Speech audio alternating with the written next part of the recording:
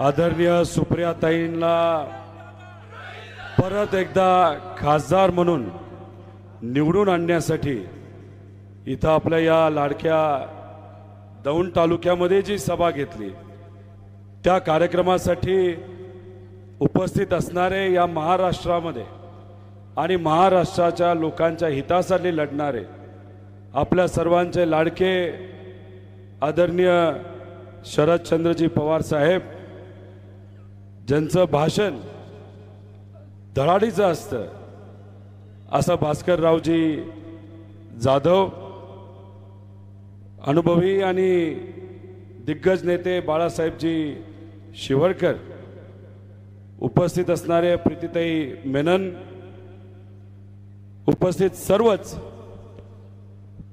पदाधिकारी कार्यकर्ते, सर्व पक्षाचे पदाधिकारी कार्यकर्ते, निष्ठावंत पदाधिकारी, पत्रकार व या सभेसाठी आवर्जून इथं उपस्थित असणारे दौंड तालुक्यातले सर्व निष्ठावंत, स्वाभिमानी आणि लढण्यासाठी तयार असणारे सर्व नागरिक बंधू आणि भगिनींनो, मला इथं उपस्थित असणाऱ्या सर्वांना हे सांगायचंय, हे जी लोकसभा इलेक्शन आहे, या इलेक्शन मध्ये आपण सर्वजण मिळून भाजपच्या विरोधात लढत आहोत। ही लढाई एक दोन नेत्यांमध्ये नसून ही लढाई सामान्य व्यक्ती विरुद्ध भाजप आहे। ही लढाई आदरणीय पवार साहेब विरुद्ध भाजप आहे। आणि तुम्हा आम्हा सगळ्यांना माहिती आहे की भाजपली कधीही शेतकऱ्याची, कष्टकऱ्यांची, युवांची, विद्यार्थ्यांची, महिलांची काळजी घेतली नाही। छोटं उदाहरण द्यायचं झालं तर आज दुधाची काय परिस्थिती। खरं तर हे सत्तेत गेलेले नेते सातत्याने म्हणतात आम्ही विकासासाठी गेलो। खरं तर ते स्वतःच्या विकासासाठी नाही तर स्वतः जेलमध्ये जाऊ नये म्हणून कुठेतरी भाजप बरोबर गेलेलो आहे। सामान्य लोकांच्या हितासाठी ते काही गेलेले नाहीत। जर खऱ्या अर्थाने ते सामान्य लोकांच्या हितासाठी गेले असते, आज 25 रुपयाला दूध नसतं आणि 5 रुपयाची जी घोषणा दुधाच्या अनुदानाची केली ती आज शेतकऱ्याच्या खात्यामध्ये जाऊन गेली असती। पण ह्या सरकारने आज आपला कोणाचाही तिथं विचार केला नाही। कांद्याच्या बाबतीतली या परिसरामध्ये काय परिस्थिती, या महाराष्ट्रातली काय परिस्थिती आहे। आज 10 रुपयाला कांदा विकावा लागतो। कांदा विकला जात नाही म्हणून माझ्या शेतकऱ्याच्या डोळ्यामध्ये अश्रू आहेत।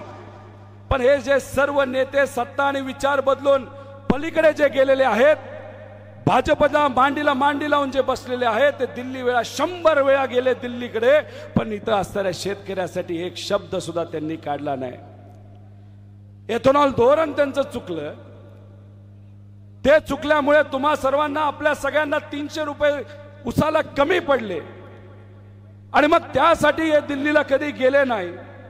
त्यामुळे मी ठामपणे आपल्या सर्वांना म्हणतो, हे जे नेते इथे येऊन जे भाषण करतायत, मी हे करेल, मी ते करेल, मला त्यांना एवढंच विचारायचंय की 2014 पर्यंत सत्ता या महाराष्ट्रामध्ये जर कुणी आणली असेल तर ते आदरणीय पवार साहेबांनी आणलेली आहे।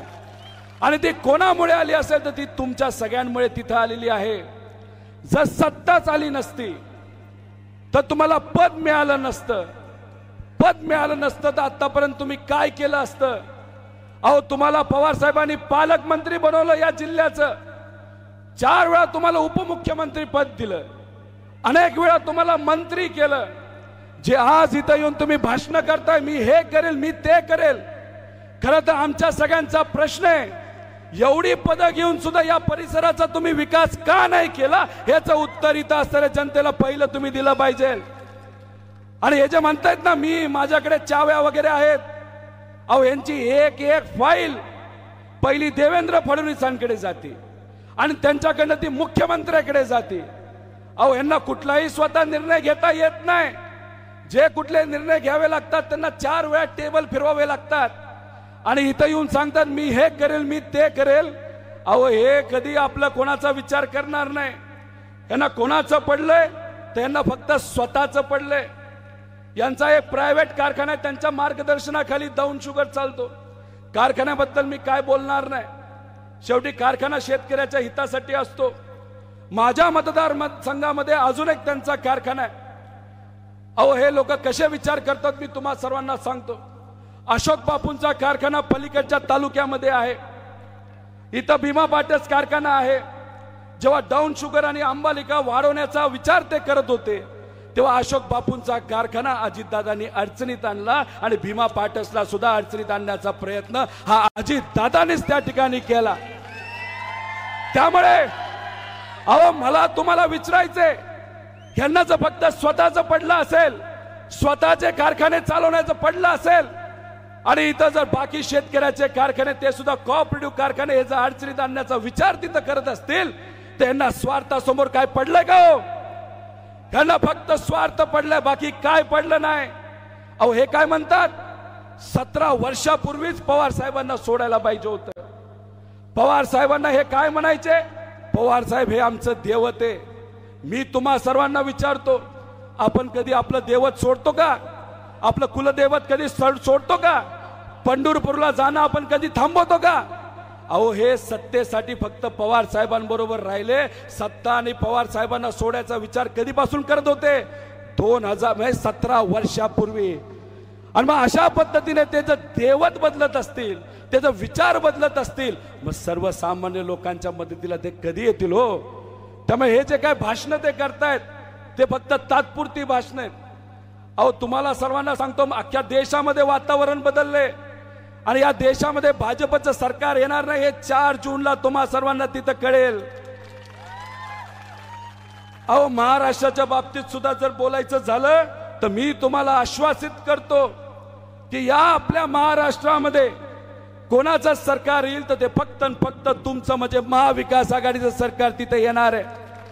त्यामुळे हे जे काही प्रश्न प्रलंबित आहे ते जे म्हणतात मी करेल ते करेल, ते काय करू शकत नाही. जर कुणी करू शकेल तर ते फक्त पवार साहेब आणि सुप्रियाताई आणि त्यांच्या मार्गदर्शनाखाली आलेलं आणि उद्धव ठाकरे साहेब आणि काँग्रेसच्या मार्गदर्शनाखाली आलेलं महाविकास आघाडी सरकार हे करू शकतं.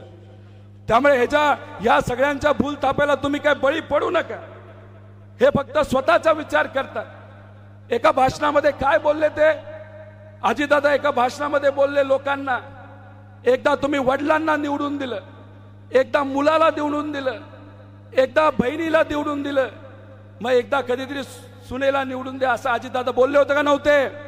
मग पवार साहेबांना तुम्ही जर वडील म्हणत होता आणि त्याच वडिलाला तुम्ही जर सोडत असाल तर लोकांना प्रश्न पडलेला आहे, तुम्ही वडिलांचेच झाले नाही तर सामान्य लोकांचा कधी त्या ठिकाणी होणार? अहो मला एक कळत नाही की तुम्ही जर या ठिकाणी बघितलं तर अनेक आपल्या सर्वांचे प्रश्न प्रलंबित आहे. एक दौंडच्या कुठल्या तरी सभेमध्ये ते म्हणले की ऊसाचं हे करेल ते करेल. अहो मला एक आपल्या सर्वांना सांगायचंय, या धमक्याला तुम्ही काय कुठेतरी भीक घालू नका. हे काही बोलले तर मी तुम्हा सर्वांना आश्वासित करतो, या तालुक्यामध्ये आणि खास करून पूर्व भागामध्ये एक तरी ऊसाचं टिपरू राहिलं तर त्याच्यासाठी मी जबाबदार आहे हे आपल्या सर्वांना तिथं सांगतो. अहो अजून एक गोष्ट आहे, हे म्हणतील उद्या अमितचे. अहो तुम्ही अमितचे म्हणजे काय भविष्यवाणी करता काय? महाविकास आघाडी सरकार आल्यानंतर तुम्ही कुठे असणार आहे? तिथं फक्त पवार साहेब आणि पवार साहेबांच्या मार्गदर्शनाखाली जो कोणी पालकमंत्री या पुणे जिल्ह्याचा असेल ते तिथं असतील आणि या परिसराचा विकास त्या ठिकाणी ते करतील. आणि मी तुम्हा सर्वांना पवार साहेबांच्या उपस्थितीमध्ये आश्वासित करतो, उद्या जिल्हा परिषद असू द्या, उद्या पंचायत समिती असू द्या, उद्या बँक असू द्या, नाही तर कुठलंही तुमच्या सर्वांचं इलेक्शन असू द्या, तुमच्या सर्वांच्या पाठीमागे पवार साहेब हे भक्कमपणे उभा राहतील आणि आम्ही सुद्धा त्या ठिकाणी असू. आणि मला दादांना सांगायचे की तुम्ही साहेबांना सोडलं, तुम्ही विचाराला सोडलं, तुम्ही लोकांना सोडलं. का सोडलं हे लोकांना माहिती आहे. तुमच्यावर अडचणी आल्या होत्या, तुमच्या काही कारखान्यांवर कारवाई होणार होत्या नाही तर झाल्या होत्या. तुम्ही तुमचा व्यक्तिगत विचार केला. दादा मला सुद्धा एखादं पद मिळू शकलं असतं, मी तुमच्या बरोबर तिकडे गेलो असतो तर. आणि माझ्या कारखान्यांवर ज्या कारवाई झाल्या त्या कदाचित कारवाई झाल्या नसत्या. तुम्हाला मी विचारतो, मी जर सत्तेत गेलो असतो तर माझ्यावर कारवाई झाल्या असता का? झाले असते का? मग कारवाई होणार हे माहित असताना सुद्धा आज आम्ही जेव्हा भूमिका घेतो त्या भूमिकेला आपण खरी भूमिका म्हणतो, हे सगळ्यात जास्त महत्वाचं आहे. आणि मला दादांना सांगायचंय, हे जे कार्यकर्ते, हे जे पदाधिकारी आहेत, इथं असणारे आमच्यासारखे छोटे मोठे जे काही कार्यकर्ते आज पवार साहेबांबरोबर 20-20 तास जे काम करत आहेत, ते फक्त इलेक्शन पुरते करत नाही. आणि आम्ही राजकारणामध्ये तुम्ही जे केलं ते करण्यासाठी आलेलो नाही आणि गोट्या सुद्धा खेळण्यासाठी आलेलो नाही. आम्ही इथं राजकारण करण्यासाठी आलेलो आहे आणि ते सुद्धा दीर्घकालीन राजकारण करण्यासाठी आलेलो आहे. त्यामुळे इथं असलेल्या प्रत्येक कार्यकर्त्याला आम्ही आश्वासित करतो की आम्ही सर्वजण तुमच्या बरोबर भक्कमपणे या ठिकाणी उभा राहणार आहोत. त्यामुळे अजिबात तुम्ही त्या ठिकाणी कुठेही काळजी करू नये. त्यामुळे पवार साहेबांबरोबर आपण सर्वजण आहात का? आहात का? नक्की. जे कोणी येत आहे ते कोणाच्या विरोधात बोलते महाराष्ट्रामध्ये? फक्त पवार साहेबांच्या विरोधात. 2019ला या महाराष्ट्रामध्ये जे काही गणित बसलं आणि त्याच्यात महाविकास आघाडी पुढे आली, त्याच्या मागे कर्णधार कोण होतं? कोण होतं?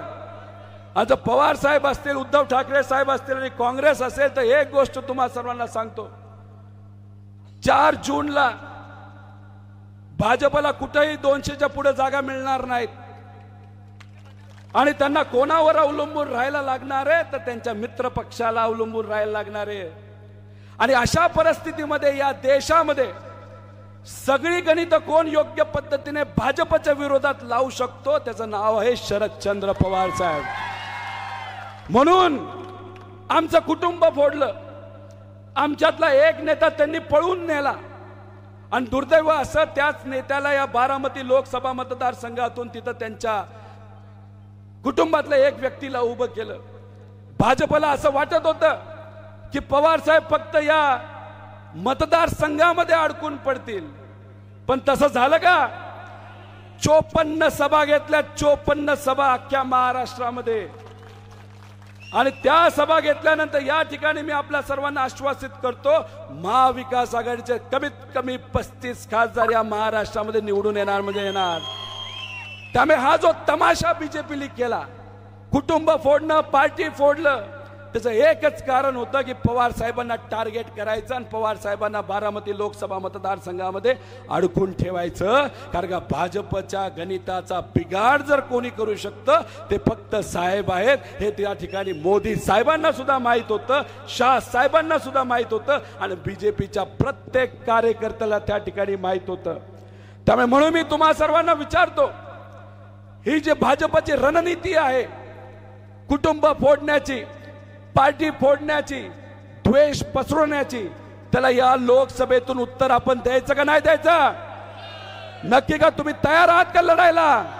एकदा हात वर करून तुम्ही पवार साहेबांना आश्वासित करा, साहेब आम्ही तुमच्या बरोबर आहोत. साहेब हे सर्व निष्ठावंत आहेत, प्रामाणिक आहेत, स्वाभिमानी आहेत.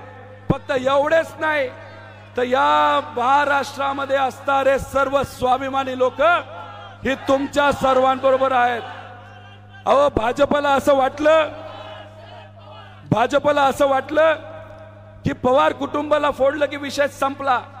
अहो मला भाजपला सांगायचंय, तुम्ही पवार साहेबांना ओळखलंच नाही.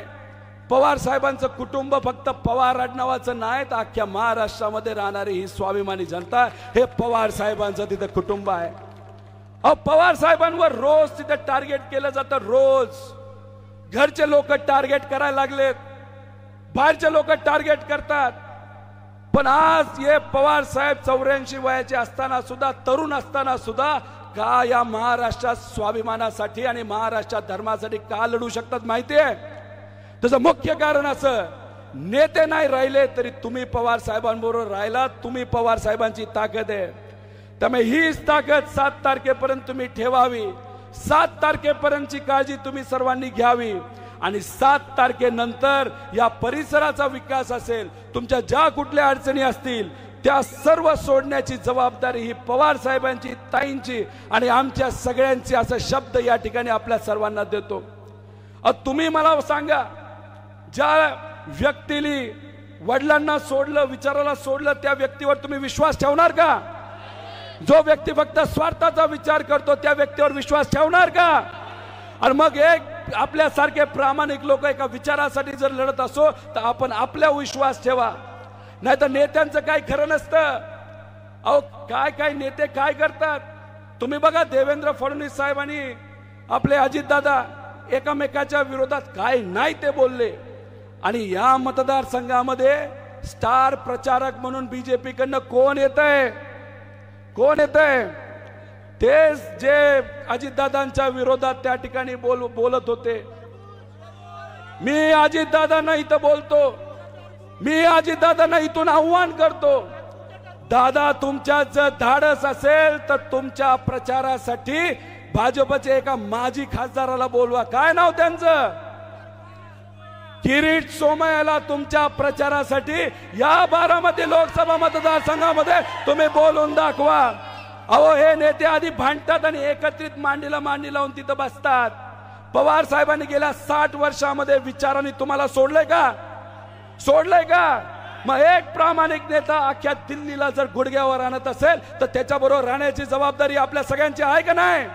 अहो दिल्लीवाल्यांना वाटलं की मराठी माणसाला गुडघ्यावर आणणं सोपं आहे, पण मला दिल्लीवाल्यांना सांगायचे स्वार्थी लोक कदाचित तुमच्या समोर तिथं गुडघ्यावर येतील, पण स्वाभिमानी मराठी माणूस कधीही तुमच्या समोर गुडघ्यावर येणार नाही. आणि त्यातल्या त्यात आमचा हा वस्ताद हा तुम्हाला झुकवल्याशिवाय राहणार नाही हे या ठिकाणी सांगतो. त्यामुळे आपण सर्वजण या बाबतीतली काळजी घ्या. 7 तारीख ही महत्वाची आहे. लोकांमध्ये जावा. तुतारी वाजवणारा माणूस हे जे आपले चिन्ह आहे ते घराघरापर्यंत आपल्याला पोहोचवायचे. आणि उद्या कदाचित इथंच ती सभा होणार आहे ज्याच्यामध्ये भाजप आणि मित्र पक्षाचे उमेदवार आणि त्यांचे नेते इथं येणार आहेत. त्यामुळे ते नेते इथे येऊन काय बोलतील काय माहित, पण तुम्हा सर्वांना धमकी देतील. मी हे करेल, मी ते करेल, मी पाणी सोडणार नाही, मी हे नाही ते नाही. अहो काय नाही, ह्या फक्त धमक्या आहेत. पाण्यावर तुमचा अधिकार आहे, लाईटवर तुमचा अधिकार आहे, इथं असणाऱ्या जमिनीवर तुमचा अधिकार आहे, इथं असणाऱ्या जगण्यावर तुमचा अधिकार आहे. त्यामुळे हे नेते इथं काही बोलले तर मी तुम्हा सर्वांना सांगतो येणाऱ्या काळामध्ये या महाराष्ट्रामध्ये फक्त महाविकास आघाडीचे सरकार ही येणार आहे आणि तेव्हा या परिसराचा विकास बघू आणि तो विकास बघूच. पण जे नेते आज पवार साहेबांच्या विरोधात आहेत त्यांचं सुद्धा काय करायचं ते नंतर त्या ठिकाणी बघू. एवढंच या ठिकाणी आपल्या सर्वांना एवढंच सांगतो आणि थांबतो. जय हिंद, जय महाराष्ट्र, रामकृष्ण हरी. एवढा आवाज नाही चालणार, दिल्ली पर्यंत आवाज गेला पाहिजे. रामकृष्ण हरी, रामकृष्ण हरी. धन्यवाद. धन्यवाद दादा. यानंतर धन्यवाद दादा. यानंतर पुण्यश्लोक अहिल्यादेवी होळकर घराण्याचे वंशज भूषणसिंह राजे निंबाळकर हे मनोगत व्यक्त करतात. त्यापूर्वी राजे होळकर हे या ठिकाणी मनोगत व्यक्त करतायत. त्यांचा एक छोटासा सन्मान दिग्विजयजी जेधे त्याचप्रमाणे सचिनजी काळभोर, रामभाऊ टोले यांच्या वतीने या ठिकाणी होतोय.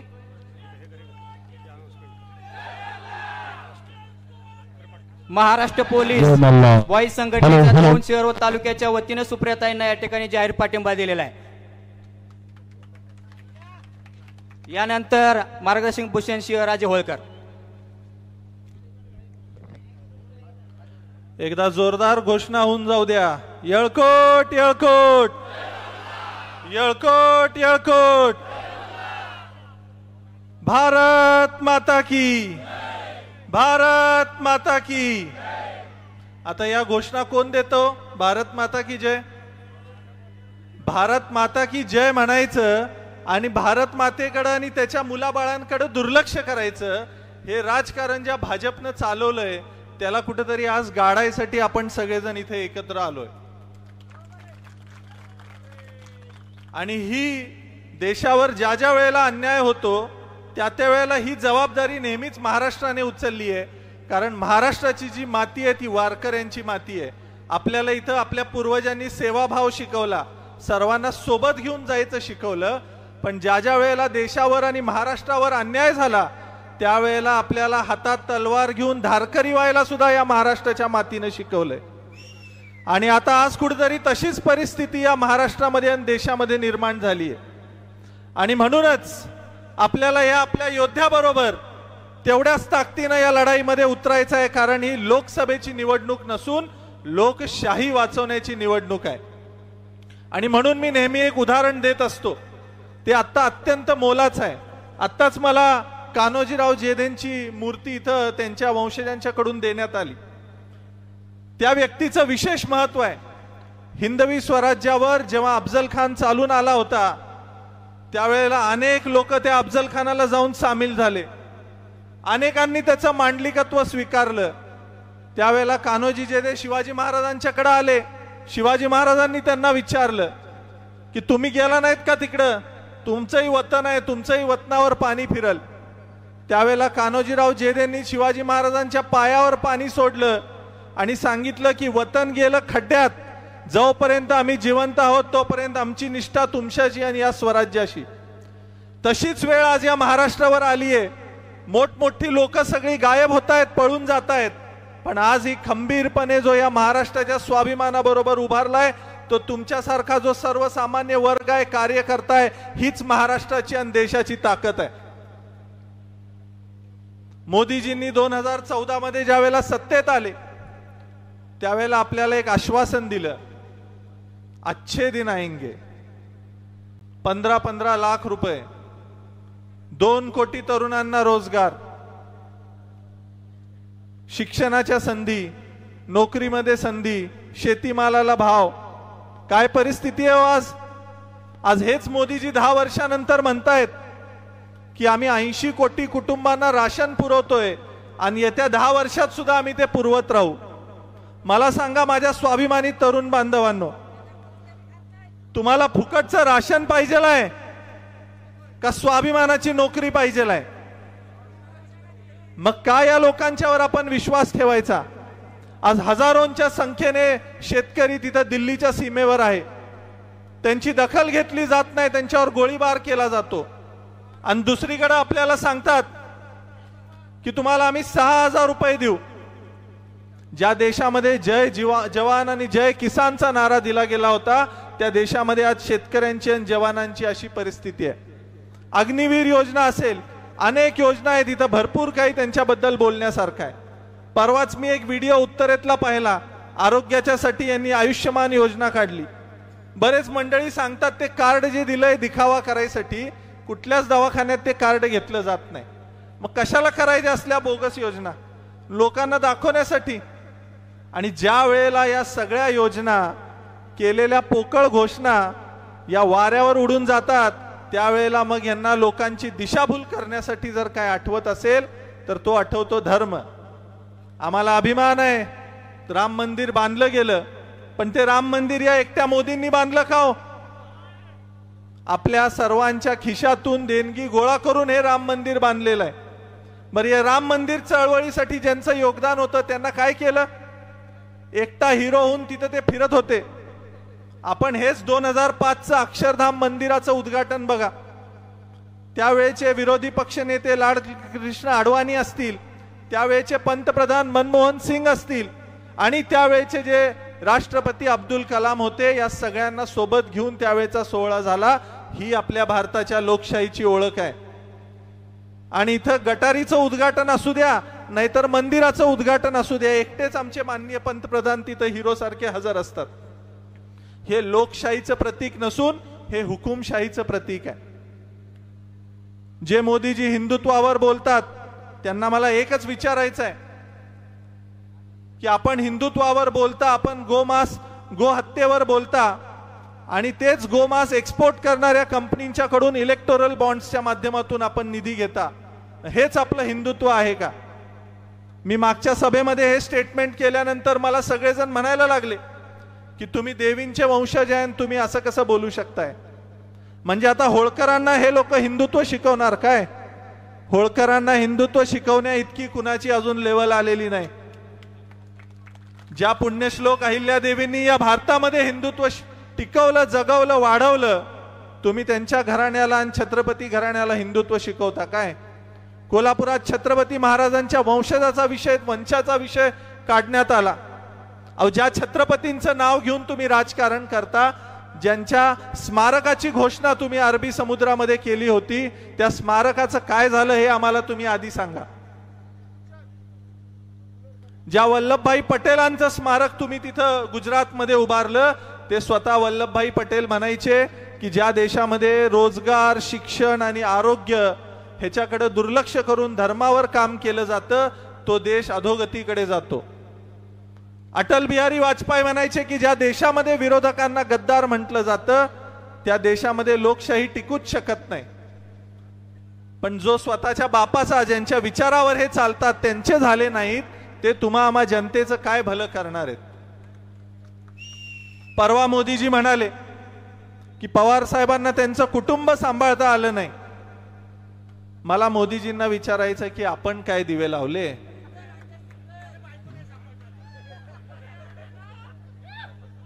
मग अशा लोकांच्याकडनं आपण काय अपेक्षा ठेवायची.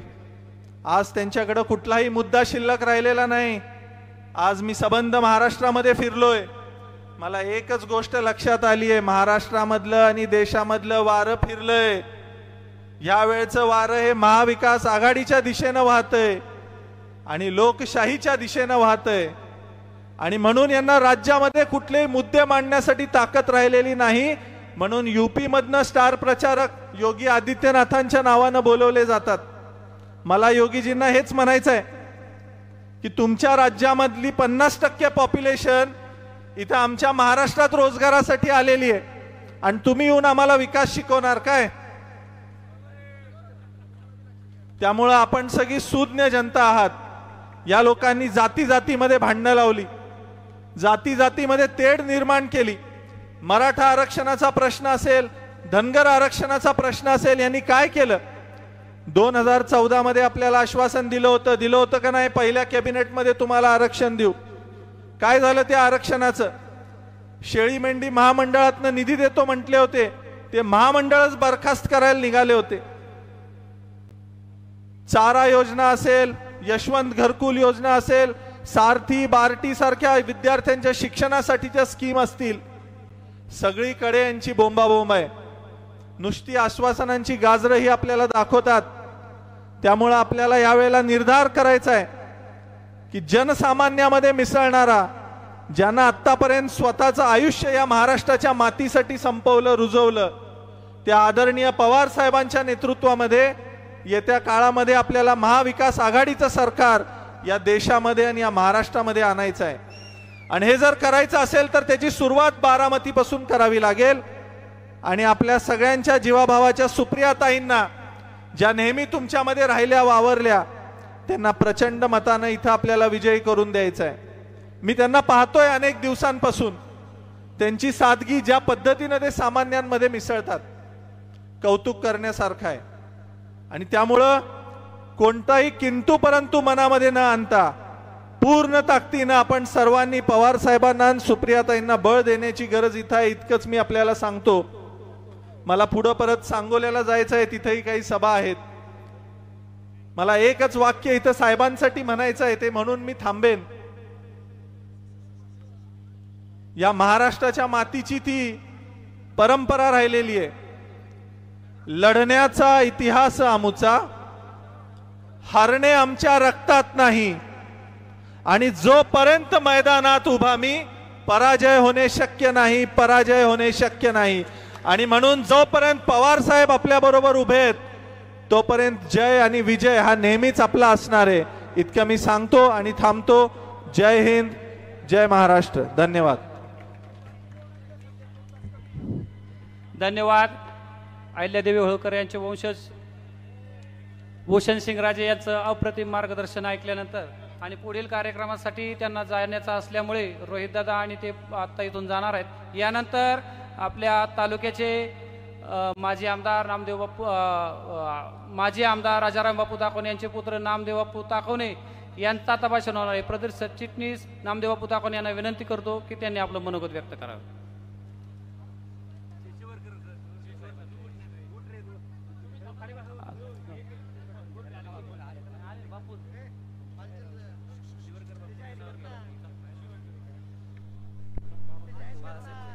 माजी आमदार बाळासाहेब शिवरकर या आपलं मनोगत व्यक्त करेन. त्यानंतर बापू आपलं मनोगत.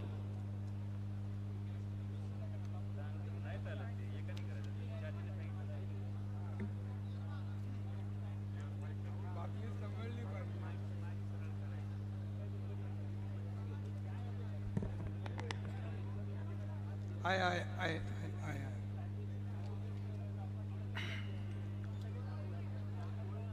आदरणीय आपल्या सर्वांचे नेते, देशाचे नेते आदरणीय शरदरावजी पवार, आमचे मित्र, शिवसेनेची भोपर तोफ भास्कररावजी जाधव,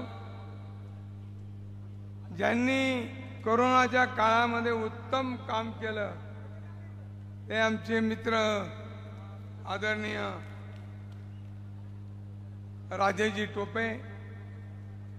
आता स्टेजवर अनेक आहेत, परंतु आपल्या जिल्ह्याचे, आपल्या पक्षाचे अध्यक्ष आदरणीय जगन्नाथरावजी शेवाळे, आपल्या तालुक्याचे अध्यक्ष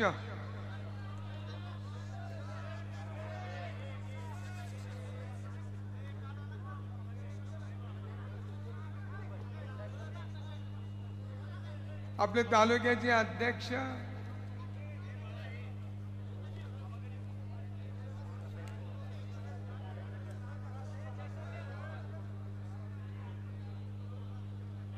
आपले लोकप्रिय उमेदवार, आपल्या सर्वांच्या भगिनी सुप्रियाताई सुळे, स्टेजवरील सर्व मान्यवर, उपस्थित सर्व जमलेले बंधू भगिनी, सहकारी मित्र, आता आम्ही समोर पाण्यासाठी धडपड चालली होती. अशी धडपड पुन्हा होऊ नये म्हणून आपल्याला सर्वांना सुप्रिया ताईंनाच निवडून दिलं पाहिजे असं या ठिकाणी म्हणत होतो. मित्रांनो, मी इथे आलेलो आहोत, मी काँग्रेसचा आहे, पण दंडोलकीमध्ये या ठिकाणी मी भाकरी निर्माण करतो आणि भाकरीची आठवण ठेवण्यासाठी मी या ठिकाणी आलेलो आहे. आणि त्या आठवणीमध्ये पवार साहेबांनी केलेल्या कामाची आठवण या ठिकाणी मला होत आहे. मी शेती ज्या वेळेला घेतली त्यावेळेला शेतीमध्ये काही पिकत नव्हतं. मी जे बोलतो, जे आलेल्या अनुभवातून बोलतो, मला काही भाषण करता येत नाही, मला फक्त सत्य आहे ते सांगता येतं. तर शेतामध्ये काही पिकत नव्हतं. त्याच वेळेला पवार साहेबांनी फुलं उद्यानाचा कार्यक्रम या ठिकाणी जाहीर केला. मी माझ्या शेतामध्ये चिकू, सीताफळ, अंजीर आणि लिंबू याच्या ठिकाणी बागा लावल्या. मला त्या ठिकाणी खड्डा खांदायला पैसे मिळाले, रोपाला पैसे मिळाले, पाण्याला पैसे मिळाले आणि जोपर्यंत फळ लागत नाही तोपर्यंत शासनाची मदत येत होती.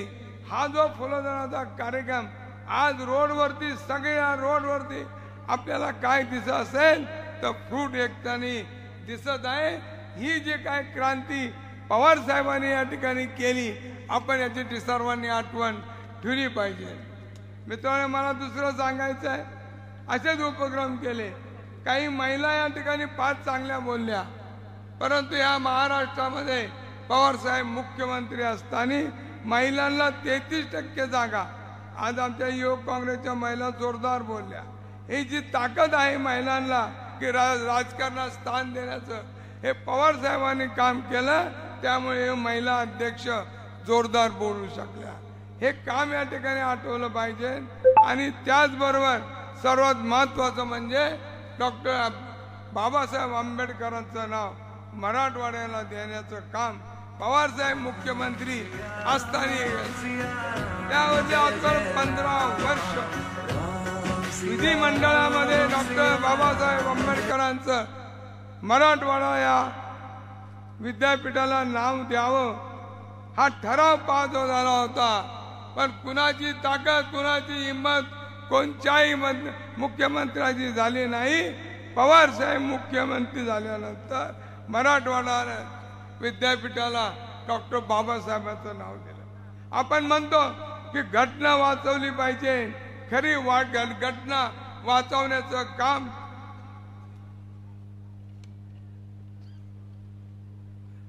खरी घटना वाचवण्याचं काम हे खऱ्या अर्थाने आपल्या पवार साहेबांनी केलेलं आहे. मी या ठिकाणी जास्त बोलणार नाही, पण मी तर आपल्याला सांगायचो की ज्यांनी या ठिकाणी या महाराष्ट्राला शेतकरी जीवन ठेवण्याचं काम केलं, आज शेतकरी अडचणीत आहे. हाऊस बोरवरती आपल्याला लाईट दिली, आपण या ठिकाणी विसरता कामा नये.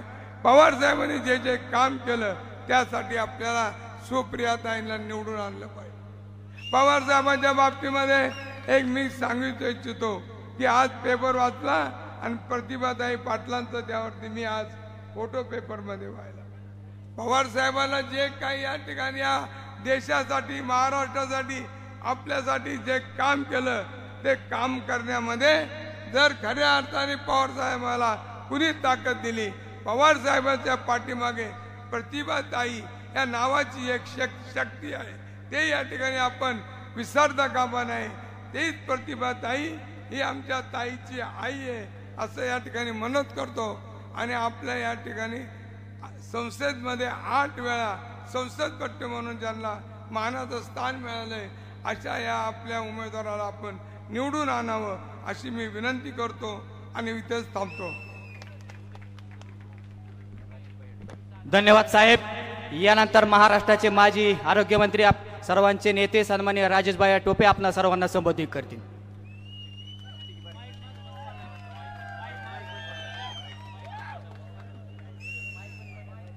आपल्या सर्वांच्या आवडत्या नेत्या आणि चौथ्यांदा 100% आपण ज्यांना खासदार करणारच अशा आपल्या सुप्रियाताई सुळे उमेदवार आणि त्यांच्या प्रचारासाठी या ठिकाणी आपल्यामध्ये उपस्थित असलेले तुमच्या आमच्या सर्वांचे नेते आणि आपल्या सर्वांचं दैवत, आपल्या सर्वांचा आधारस्तंभ आदरणीय शरदचंद्रजी पवार साहेब, मंचावर उपस्थित मंत्रिमंडळातील आमचे माजी सहकारी आता सध्याचे विद्यमान आमदार श्रीयुत भास्कररावजी जाधव, मंचावर अनेक मान्यवर उपस्थित आहेत, काँग्रेस पक्ष, शिवसेना, उद्धव बाळासाहेब ठाकरे आणि आपल्या राष्ट्रवादी शरद पवार पक्षाचे सर्व सन्माननीय नेते मंडळी आणि उपस्थित सर्व वडीलधारी मंडळी, तरुण मित्र, पत्रकार बांधव आणि बंधू भगिनींनो, मित्रांनो, मी आवर्जून आज जालन्यावरून या ठिकाणी प्रचाराच्या निमित्ताने आलेलो आहे. माझ्या मतदारसंघातली निवडणूक संपली आहे. आम्ही परभणी मतदारसंघात जातो. विदर्भातली निवडणूक संपली आहे आणि आम्ही जे काही निवडणूक संपलेल्या लोकांच्या अनुषंगाने जो काही एक्झिट पोल घेतला त्यावरून नक्कीच आपल्याला खात्रीने सांगेल की विदर्भ आणि मराठवाड्यात एखाद दुसरी सीट जर सोडली तर सगळ्याच्या सगळ्या सीट या महाविकास आघाडीच्याच लागणार. आणि म्हणून मी या ठिकाणी हे सांगेल की मित्रांनो, सुप्रियाताई आम्ही एका वर्षाचे आहोत, म्हणजे 1969च्या जन्माचे आहोत. कदाचित मी 5-6 महिन्यांनी मोठा आहे, पण मला या ठिकाणी सांगितलं पाहिजे की आम्ही सगळेजण राजकारणात काम करत असताना आदरणीय पवार साहेबांनी हजारो कार्यकर्त्यांना घडवलं, अनेकांना नेते केलं, अनेकांना आमदार केलं, अनेकांना खासदार केलं, मंत्री केलं, अनेक वेगवेगळ्या पदांवर नेलं.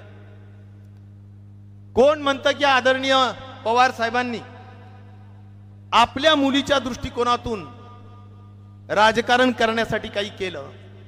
अहो, मला या निमित्ताने एकच सांगायला आलो की आमच्या ताईंना जसं मी राजकारणात मी पाहतोय 99-2001 पासून ज्यावेळीपासून त्यांनी राजकारणात पदार्पण केलं, त्यांनी या राष्ट्रवादी काँग्रेस पार्टीला वाढवण्याच्यासाठी खऱ्या अर्थाने महाराष्ट्राचे गल्लोगल्लीत आणि तालुक्यात दौरे केले. यापेक्षा ताईंना दुसऱ्या कुठलं पदाचा काही विषय मिळाला नाही. आपण सगळ्यांनी खासदार केलं, पण कुठलंही एक्झिक्युटिव्ह पोस्ट ज्याला म्हणू आपण, ती पोस्ट कधीही ताईंना मिळाली नाही. आणि म्हणून मी तर या निमित्ताने माझ्या दौंडकरांना आणि बारामतीच्या सगळ्या लोकसभा मतदारसंघाच्या मतदारांना विनंती करायला आलेलो एक भाऊ म्हणून की आता मात्र निवडून देऊन पवार साहेबांना आणि महाविकास आघाडीच्या सगळ्या नेत्यांना सांगायचं की आपल्या ताई मंत्रीच झाल्या पाहिजे. या पद्धतीची भूमिका घेऊन आपण काम करण्याची आवश्यकता. ताईंनी सातत्याने सगळ्यांसाठी काम केलं. त्या खासदार म्हणूनच राहिल्या. पवार साहेबांनी त्यांच्या पूर्ण राजकीय कारकिर्दीमध्ये अधिक काळ विरोधी पक्षामध्ये काम केलं, आपल्या सगळ्यांची सेवा केली. आणि त्या दृष्टिकोनातून मला सांगितलं पाहिजे की ताईंचं कर्तृत्व मोठं आहे. ही सामान्य गोष्ट नाहीये की अनेक वर्ष हे संसद रत्न पद मिळवायचं, महासंसद रत्न पद मिळवायचं. यासाठी मित्रांनो कष्ट लागतात, अभ्यास करावा लागतो, विचार व्यक्त करावे लागतात, उपस्थित राहावं लागतं. ह्या सगळ्या गोष्टी तुमच्या लोकप्रतिनिधींनी म्हणजे खासदारांनी केलेल्या आहेत. आणि त्यामुळे तुम्हाला आम्हाला त्यांचा सार्थ अभिमान असला पाहिजे. आणि त्याचसाठी पुन्हा एकदा आपण त्यांना निवडूनच दिलं पाहिजे, ही कळकळीची विनंती मी या निमित्ताने आपल्याला करू इच्छितो. मित्रांनो, कोरोनाच्या काळामध्ये खऱ्या अर्थाने पवार साहेब आमचे मार्गदर्शक होते, माझे प्रेरणास्थान होते. एवढ्या मोठ्या महासंकटामध्ये जे मानवी जीवनावर आलं होतं, त्या मोठ्या संकटाच्या काळात खऱ्या अर्थाने जीव धोक्यात टाकून या राज्याच्या जनतेची सेवाच केली पाहिजे, ही प्रेरणा देण्याचं काम आदरणीय पवार साहेबांनी केलं. नुसती प्रेरणा नाही दिली तर उभ्या महाराष्ट्रामध्ये अनेक ठिकाणी, अनेक जिल्ह्यामध्ये ते स्वतः आम्ही त्यांच्या बरोबर राज्यामध्ये सगळीकडे या वयात दौरे केले. ज्या वयामध्ये आम्ही स्वतः सांगत होतो की ज्येष्ठ लोकांनी घराच्या बाहेर पडू नये, परंतु त्यातले पवार साहेब नाहीत. आणि त्यामुळे ते तुमच्या आमच्या सगळ्यांच्या रक्षणाच्या दृष्टिकोनातून रेमडेसिवीर घेऊन राज्यामध्ये फिरत होते. आणि माझ्या भगिनी सुप्रियाताई या सुद्धा नेहमी जिथे जिथे जाईल तिथं तिथं कौतुक करत होत्या. एका भावाचं, एका मानलेल्या भावाचं जर कौतुक एवढं करू शकतात, तर मी म्हणतो त्यांच्या भावाचं किती कौतुक त्यांना होतं याची मला स्वतःला जाणीव आहे. आणि त्यामुळं मला एवढंच आपल्याला सांगायचंय की आता मात्र हे धर्मयुद्ध आहे. आणि या धर्मयुद्धामध्ये धर्माचा विजय झाला पाहिजे आणि अधर्माचा पराभव झाला पाहिजे, या विचाराने काम व्हावं, अशा पद्धतीची अपेक्षा मी या निमित्ताने करू इच्छितो. मित्रांनो, आपली बाजू नेहमी नैतिकतेची आहे, आपली अनैतिक बाजू नाहीये. आणि त्या दृष्टिकोनातून आपल्याला खंबीरपणे साथ मिळण्याची आवश्यकता आहे. पवार साहेब हे एक विचार आहेत, एक विचारधारेने त्यांनी आयुष्यभर राजकारण आणि समाजकारण केलं. त्यांनी कधी तडजोड विचाराची केली नाही. आणि त्यामुळेच मला असं म्हणायचं की आपली बाजू नैतिक आहे, आपली बाजू धर्माला धरून आहे. आणि या दृष्टिकोनातून छत्रपती शिवरायांनी जसा अनेक जाती जमातीच्या लोकांना घेऊन त्यांचं स्वराज्य निर्माण केलं, त्याच विचाराने मित्रांनो आज शाहू फुले आंबेडकरांच्या विचाराने आदरणीय पवार साहेब सुद्धा राजकारण करू पाहतायत. आजच्या या राजकारणाच्या आणि निवडणुकीच्या प्रचाराच्या माध्यमातून खरोखर कीव येते की आज राजकारण खऱ्या अर्थाने मुद्दे आणि धोरणात जर राहिलेलं नाही. या ठिकाणी कुठल्याही परिस्थितीत लेखाजोखा 10 वर्षाचा मांडण्याचं काम होत नाही. फक्त काय होत असेल तर मटण, मच्छी, मंगळसूत्र अशा पद्धतीच्या वल्गना देऊन भाषण केले जात आहेत, जात आणि धर्माची भाषणं केले जात आहेत. आणि मित्रांनो, तुमच्या हिताच्या जपवणुकीचं काहीही सांगितलं जात नाही. पवार साहेबांचं राजकारण हे नेहमी सामान्य माणूस आणि शेतकरी हा केंद्रबिंदू मानून राहिलेला आहे. आणि त्या दृष्टिकोनातून मला असं वाटतं की या विचाराला साथ देण्याची आज नितांत गरज. मित्रांनो, मी फार अधिक बोलणार नाही. मी एवढंच सांगेल की आपल्याला संविधान टिकवायचं असेल, आपल्याला लोकशाही टिकवायची असेल, आपल्याला नैतिक मूल्य राजकारणातले टिकवायचे असतील, तर आपल्याला सुप्रियाताई आणि महाविकास आघाडीला निवडून देणं काळाची गरज आहे. संविधानातले जे 4 महत्वाचे स्तंभ आहेत, आज ते सगळे स्तंभ धोक्यात आलेले आहेत. सगळ्यात महत्वाचं स्वातंत्र्याचा स्तंभ. आज स्वातंत्र्य बोलण्याचा आहे कुणाला? कुणी बोललं तर त्याच्यावर काही ना काही कारवाई केली जाते, त्याला आत टाकलं जातं. आज राज्याचे 2 लोकप्रिय मुख्यमंत्री आतमध्ये आहेत. लोकसभा देशाची चालू आहे, केजरीवाल आतमध्ये आहेत, सोरेन आतमध्ये आहेत. याला लोकशाही म्हणतात. आणि म्हणून आपण म्हणतोय की लोकशाही धोक्यात येते. मित्रांनो, अनेक जिल्ह्यामध्ये जातोय, कुठेही काहीतरी कुणी बोलत असेल त्याच्यावर कारवाई केली जाते. आणि त्यामुळे आज स्वातंत्र्य धोक्यात आलेलं आहे. समता, म्हणजे जात आणि धर्मामध्ये राजकारण करून समता धोक्यात आणण्याचं काम, बंधुभाव धोक्यात आणण्याचं काम झालंय. आणि न्याय ज्याला मी म्हणेल की मित्रांनो, आज न्याय राहिलेला नाही. आपण जर बघितलं की जिसकी लाठी उसकी भैंस अशा पद्धतीचं काम चाललेलं आहे. आणि त्यामुळे या लोकसभा मतदारसंघामध्ये देखील समतोल विकास होतानाचं चित्र पाहायला मिळत नाही. आणि म्हणून आमच्या दौंडकरांवर अन्याय होऊ नये या दृष्टिकोनातून ताईंना साथ द्या आणि ताईंच्या मदतीनं पुढच्या काळात दौंडचे उर्वरित प्रश्न सोडवण्याचं काम आपण निश्चित प्रकारे करून घ्यावं, अशा पद्धतीची सुद्धा विनंती या ठिकाणी करेल. मित्रांनो, मोदी गॅरंटी नावाचा प्रकार आता राहिलेला नाही. मोदी गॅरंटीवर आता विश्वास ठेवण्याचा विषय राहिलेला नाही. कारण जुमला 1 2014 ला झाला, जुमला 2 2019 ला झाला आणि आता जुमला 3 आहे. जुमला यासाठी की शेवटी जेवढे जेवढे आश्वासनं या 14, 19 आणि 24 ला दिले जात आहेत ते पूर्ण होतानीचं चित्र पाहायला मिळत नाही. ना नोकऱ्यांचं होत आहे, ना महागाई कमी होतीये, ना बेरोजगारी कमी होतीये. आज या ठिकाणी पुण्यातला असलेला फॉक्सकॉन वेदांताचा प्रकल्प, ज्यामध्ये 1.5 लाख लोक नोकरीला लागू शकले असते. एअरबसचा प्रकल्प जो नागपूरचा आहे, ज्यामध्ये 2 लाख लोक नोकरीला लागू शकले असते. आज हे प्रकल्प उचलून गुजरातला गेले. आपल्या मुलांच्या तोंडचा घास काढण्याचं काम या भाजप सरकारने केलेलं आहे. हा जाब आपल्याला जर कशा पद्धतीने विचारायचा असेल तर मित्रांनो, तुतारीवर बटन दाबूनच आपल्याला काम करता येईल. हे पुण्याचं काम आपण नक्की करावं, अशा पद्धतीची विनंती करतो. मित्रांनो, मी आता माहिती घेत होतो की आपल्या भागात ऊस आहे, आपल्या भागात कांदा आहे. सुप्रियाताईंनी काय चूक केली? सुप्रियाताई जर 9-10 वेळेस जर संसद रत्न होऊ शकतात तर त्यांना सगळे नियम, अटी, शर्ती माहिती आहेत पार्लमेंटच्या. त्यांनी कांद्याची माळ घातली आणि माझ्या या भागातल्या कांदा उत्पादक शेतकऱ्याला निर्यातीचं धोरण करून निर्यातीला चांगला भाव, निर्यातीच्या माध्यमातून आमचा कांदा उत्पादकाला चांगला भाव मिळाला पाहिजे, हा मागणी या ठिकाणी केली. त्याचा परिणाम काय झाला? कोल्हेंना सस्पेंड केलं, ताईंना सस्पेंड केलं आणि सगळ्या विरोधी पक्षाच्या लोकांना सस्पेंड केलं. यामुळेच आम्ही म्हणतोय की खऱ्या अर्थाने लोकशाही धोक्यात येते. आणि म्हणून या सगळ्यांचं उत्तर एकच आहे की आपल्याला कुठल्याही परिस्थितीत आपल्या अस्मिता असलेले आपले आदरणीय पवार साहेब, आपला आधारवड असलेले आपले आदरणीय पवार साहेब, ज्यांना मोदीजींनी काय काल बोलले की भटकती आत्मा आहे, हा भटकती आत्म्याचं लागलेलं दूषण आज दौंडकर सहन करणार का, हा प्रश्न माझ्या या निमित्ताने मला विचारायचा.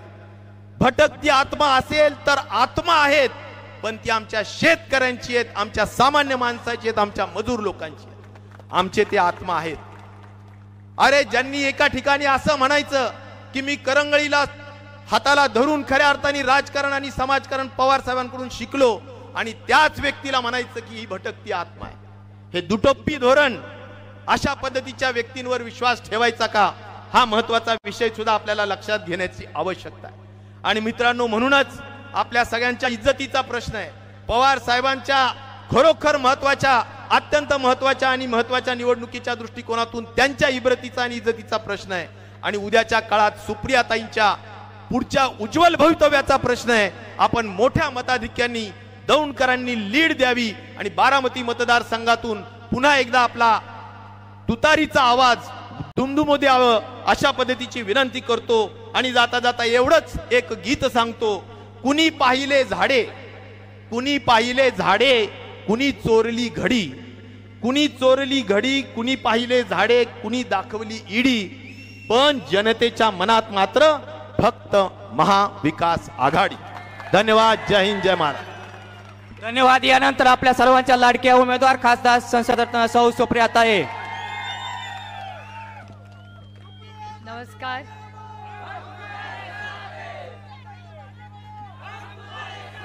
नमस्कार. आदरणीय पवार साहेब ज्यांचं भाषण आपण ऐकलं, असे राजेश भैया, आपल्या सगळ्यांच्या आमंत्रणाला मान देऊन आलेले, कोकणातून आलेले भास्कर शेठ, व्यासपीठावरील सर्वच मान्यवर उपस्थित. खरं तर खूप लांबलचक नावं आहेत, पण आदरणीय पवार साहेबांना परत साताऱ्याला सभेला जायचंय. असं नाही रे बाबा, मी घेते बघा. रामकृष्ण हरी, रामकृष्ण हरी. उद्यापर्यंत हा आवाज गुंजना चाहिए. आणि 7 तारखेपर्यंत 7ला 7 वाजेपर्यंत इथे वाजवायची आहे. त्याच्यानंतर सगळ्यांची जबाबदारी आहे की आपल्याला अमोलदादा कोल्हे त्यांच्याकडे तुतारी वाजवायला नंतर जायचंय. त्याच्यामुळे 7 तारखेला समजू नका की 7ला 7 वाजले, चला आता मी आराम करतो, महाबळेश्वरला जातो. तुम्हाला अजून 1 आठवड्याचं काम आहे. आपल्याला बारामतीला प्लस केल्यानंतर अमोलदादा कोल्हेकडे पण प्लस करायला जायचंय. त्यामुळे खूप कामं आहेत आपल्याला. आज आले लंके साहेब तर आहेच ना. मी तिकडे आधी 3 दिवस आणि इकडे 3 दिवस, असे माझे 6 दिवस. काय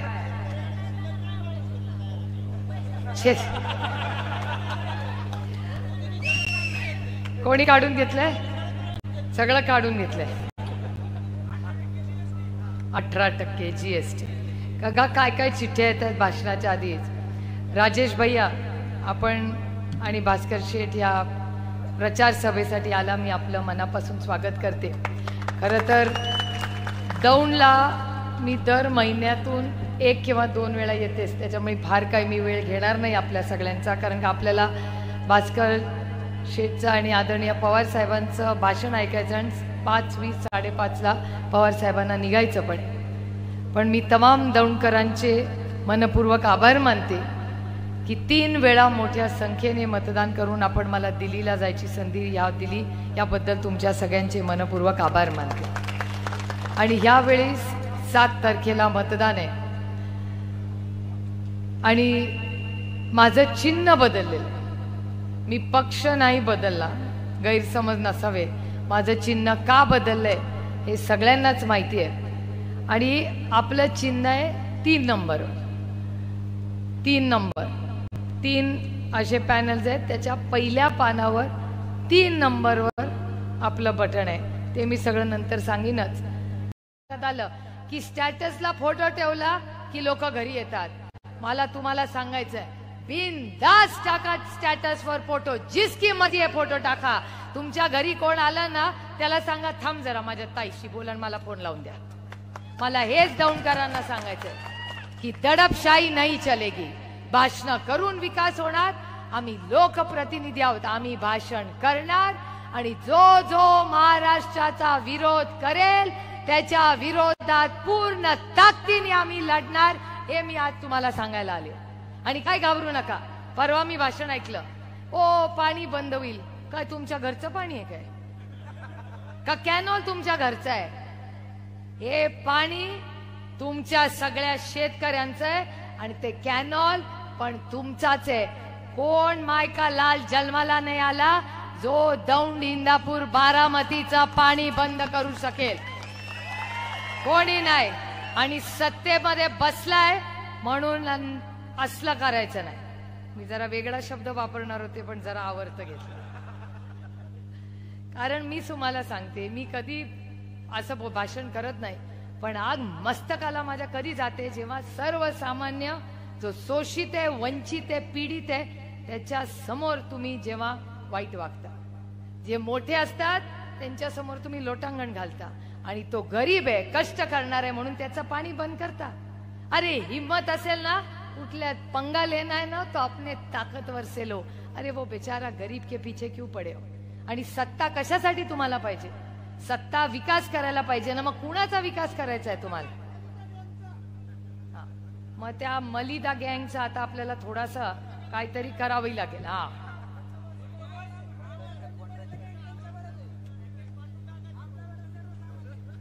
त्याच्यामुळे तुम्हाला हा निर्णय घ्यायचा आहे.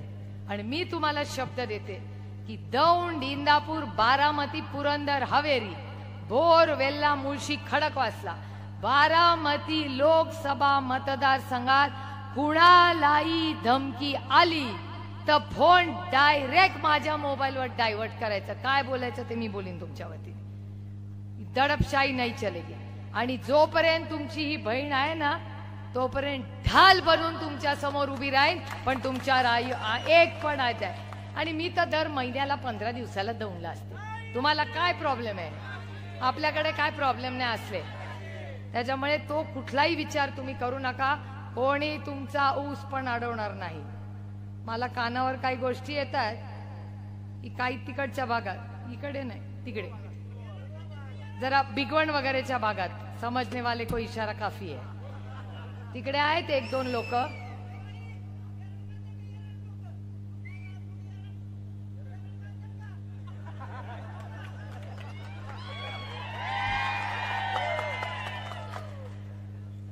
बिगवण आणि तिकडे आजूबाजू तुम्हाला लक्षात आलं मला काय बोलायचंय. परवा मला काही शेतकरी भेटायला आले होते आणि ते मला असं म्हणाले, तिकडे आहेत कोणीतरी ग्रहस्थ, मला नाव बी मी काय फार विचारलं नाही, तुम्हाला माहितीच आहे.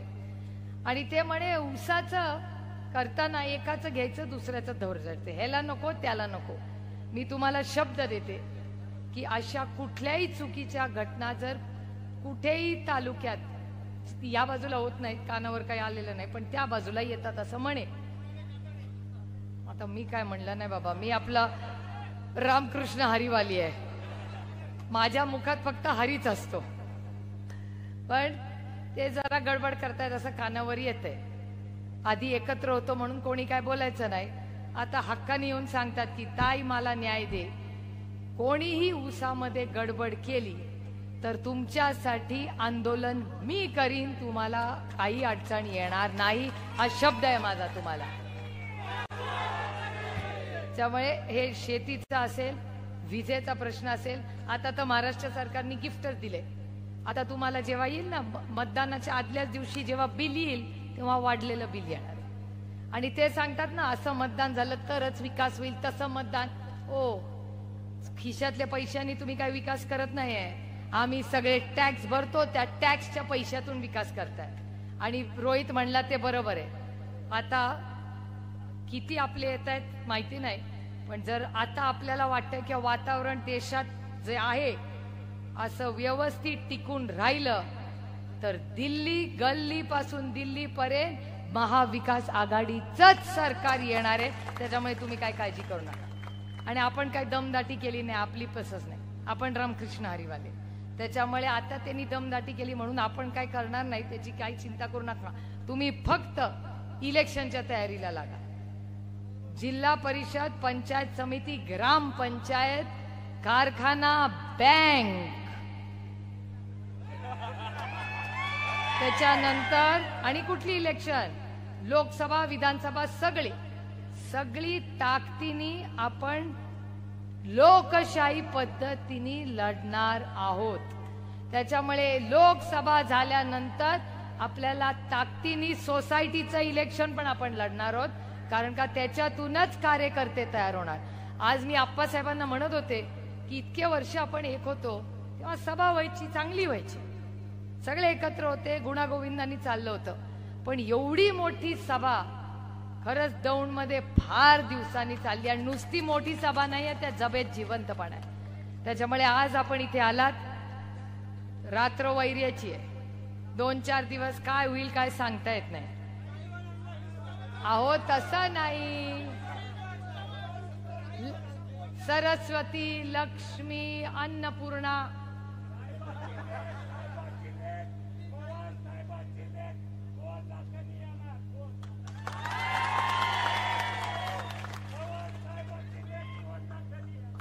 आता एकच मी सांगून माझं भाषण संपवते. माझा क्रमांक 3, इथे तिथे बघायचं नाही.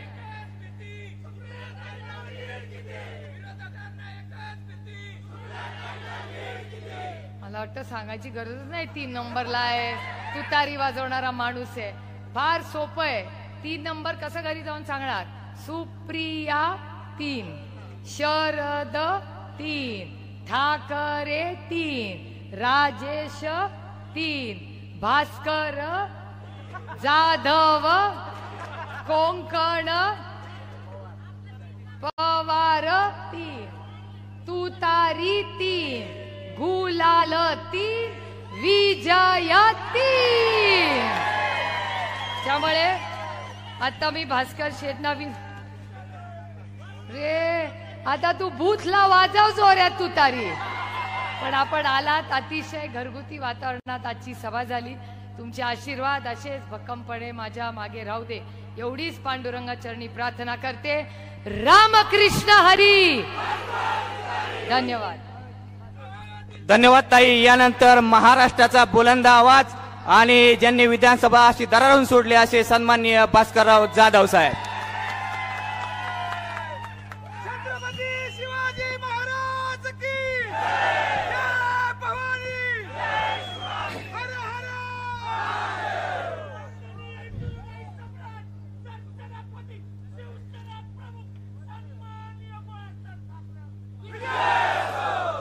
छत्रपती शिवराय, हिंदू हृदय सम्राट, शिवसेना प्रमुख माननीय बाळासाहेब ठाकरे, आपल्या घटनेचे शिल्पकार भारतरत्न डॉक्टर बाबासाहेब आंबेडकर यांना अभिवादन करतो. संपूर्ण देशाचे नेते आदरणीय पवारसाहेब, व्यासपीठावर उपस्थित असलेले विधिमंडळातील माझे ज्येष्ठ सहकारी माजी मंत्री सन्मान्य राजेशजी टोपे, बाळासाहेब शिवरकर, शिवसेनेचे जिल्हा प्रमुख श्रीयुत शरदचंद्र सूर्यवंशी, अनिल सोनावणे, किरण वाळुंजकर, व्यासपीठावर बसलेली सर्वच मान्यवर मंडळी, पत्रकार मित्र आणि मोठ्या संख्येनं उपस्थित असलेल्या बांधवांनो, भगिनींनो आणि सहकारी मित्रांनो, 7 तारखेला लोकसभेच्या करता म्हणून मतदान होणार आहे आणि या 7 तारखेला आपल्या सर्वांना एक पवित्र काम करायचं, एक राष्ट्रीय काम करायचं आहे. त्या दिवशी सकाळी सर्वांनी उठा, आंघोळ पांघोळ करा, देवाचं नाव घ्या, कुणीही बोलवायची वाट बघू नका, कोणीही मतदानाकरता चल म्हणून म्हणायची वाट बघू नका, तर स्वतःहून मतदान केंद्रावर जा आणि आपल्या इंडिया विकास आघाडीच्या उमेदवार राष्ट्रवादी काँग्रेस पक्षाच्या नेत्या सुप्रियाताई सुळे यांच्या नावासमोरची माणूस घेऊन उभे असलेला तुतारी समोरचं बटन दाबा आणि त्यांना लाखोंच्या मतांनी विजय करा असा आग्रह आणि विनंती करण्याकरता म्हणून मी कोकणातून या ठिकाणी आलोय. वाजलीच बांधवांनो, भगिनीनो, 2:45 2:30 वाजल्यापासून मी या ठिकाणी बसलोय. मी बघतोय, एकंदरीत सगळा माहोल बघतोय, तुमच्या सगळ्यांचा उत्साह बघतोय. जवळजवळ संपूर्ण महाराष्ट्र पादाक्रांत मी करून आलोय. शेवटच्या टप्प्यातल्या मुंबई, नाशिक वगैरे या भागातल्या फक्त काही जागा आहेत, त्या ठिकाणी पोहोचायचं आहे. पुण्यातली आणि मावळच्या जागेकरता सुद्धा ताईंनी संधी दिली तर या ठिकाणी यायचं आहे. पण जवळजवळ मी महाराष्ट्र पालता घातला.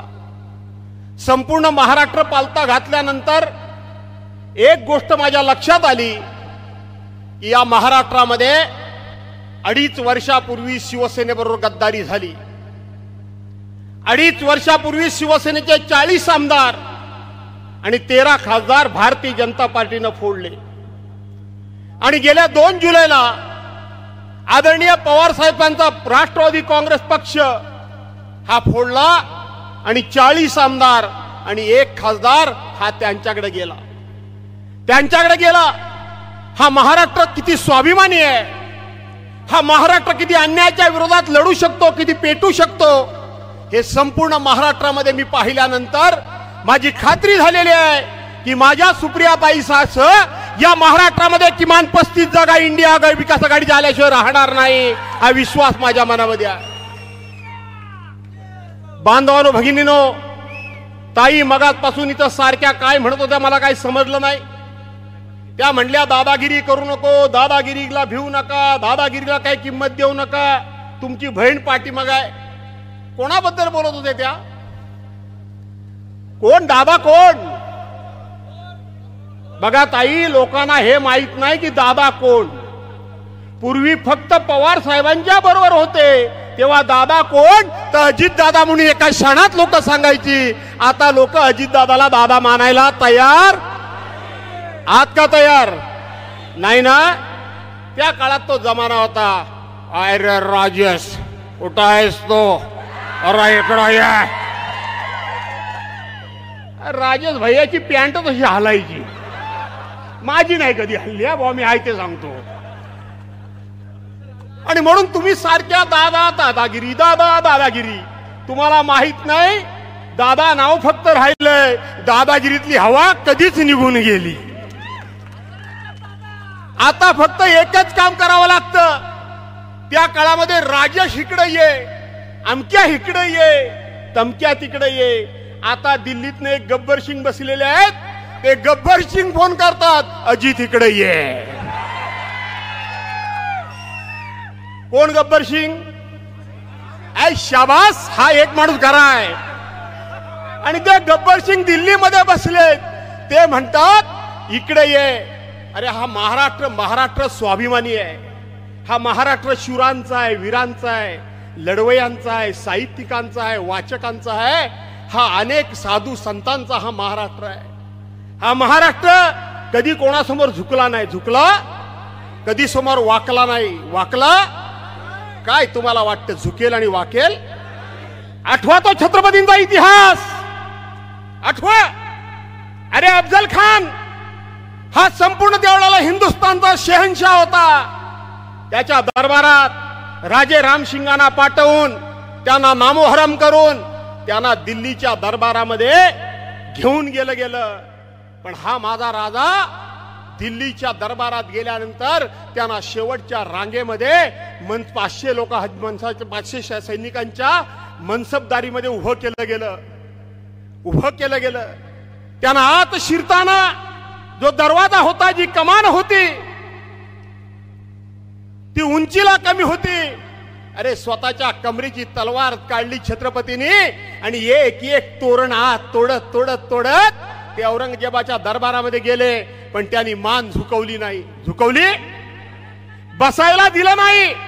म्हणून तो औरंगजेबाचा दरबार त्यांनी ताबडतोब बाहेर ताड करून मृत्यूच्या जबड्यात गेलेले असताना छत्रपती शिवाजी महाराज बाहेर पडले. तो हा महाराष्ट्र, त्या छत्रपतींचा आदर राखणारा हा महाराष्ट्र, त्या छत्रपतींना साक्षात स्वतःच्या रूपानं पाहणारा तरुण आमचा बाबा ज्या वेळेला दिल्ली समोर जाऊन मान घालून उभा राहतो, त्यावेळेला या महाराष्ट्राला अजिबात आवडत नाही. आणि म्हणून ताई दादा हा विषय संपला, दादागिरी ही विषय संपली. हा विषय आता काढण्याचं कारण नाही. पण मला एवढंच सांगायचं आहे की आज 10 वर्ष 2014 साली आपण या देशामध्ये नरेंद्र मोदींचं सरकार आणलं. 10 वर्षामध्ये काय केलं नरेंद्र मोदींनी? त्यावेळेला असे नुसते यायचे व्यासपीठावर हिरो सारखे मोदी साहेब आणि असा हात करायचे की नाही करायचे? मोदी साहेब नेहमी कुठला हात करतात बघितलात काय तुम्ही?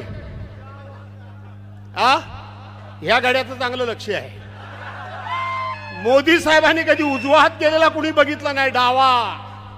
आणि मग आले की विचारायचे, भाई और बहनों, 60 साल में इस देश में कांग्रेस ने कुछ किया है क्या? झालं. इकडे किया है क्या? कुछ नहीं. इकडे किया है क्या? कुछ नहीं. इकडे किया है क्या? आणखीन उड्या, कुछ नहीं. आता 10 वर्षानंतर त्याच नरेंद्र मोदींनी अमित शहाना या महाराष्ट्रामध्ये यावं लागतं. आणि आल्यानंतर ते प्रश्न कोणाला विचारतात? कांद्याचा प्रश्न असेल, दुधाचा प्रश्न असेल, शेतकऱ्यांचा प्रश्न असेल, इंडस्ट्रीचा प्रश्न असेल, सामाजिक समतेचा प्रश्न असेल, ते येतात आणि पवार साहेबांना विचारतात, पवार साहब को मैं सवाल पूछना चाहता हूं, आपने इतने सालों में क्या किया? अरे राज्य तुम्ही चालवता, बरोबर आहे की नाही? राज्य कोण चालवतं? आणि प्रश्नाची उत्तरं कोणाकडे मागतात? अरे मग तिकडे मुंबईत आले, काल कोकणात आमच्या होते, ते उत्तर मागतात उद्धव साहेबांच्याकडे. कोण?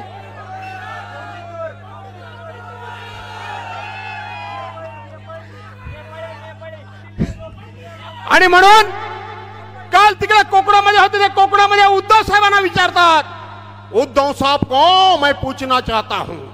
प्रश्न सरकार तुम्ही चालवता, देशाचं सरकार तुम्ही चालवता, राज्याचं सरकार तुम्ही चालवता, आणि प्रश्न येऊन पवार साहेब आणि उद्धव साहेबांना विचारता. बरोबर आहे ना?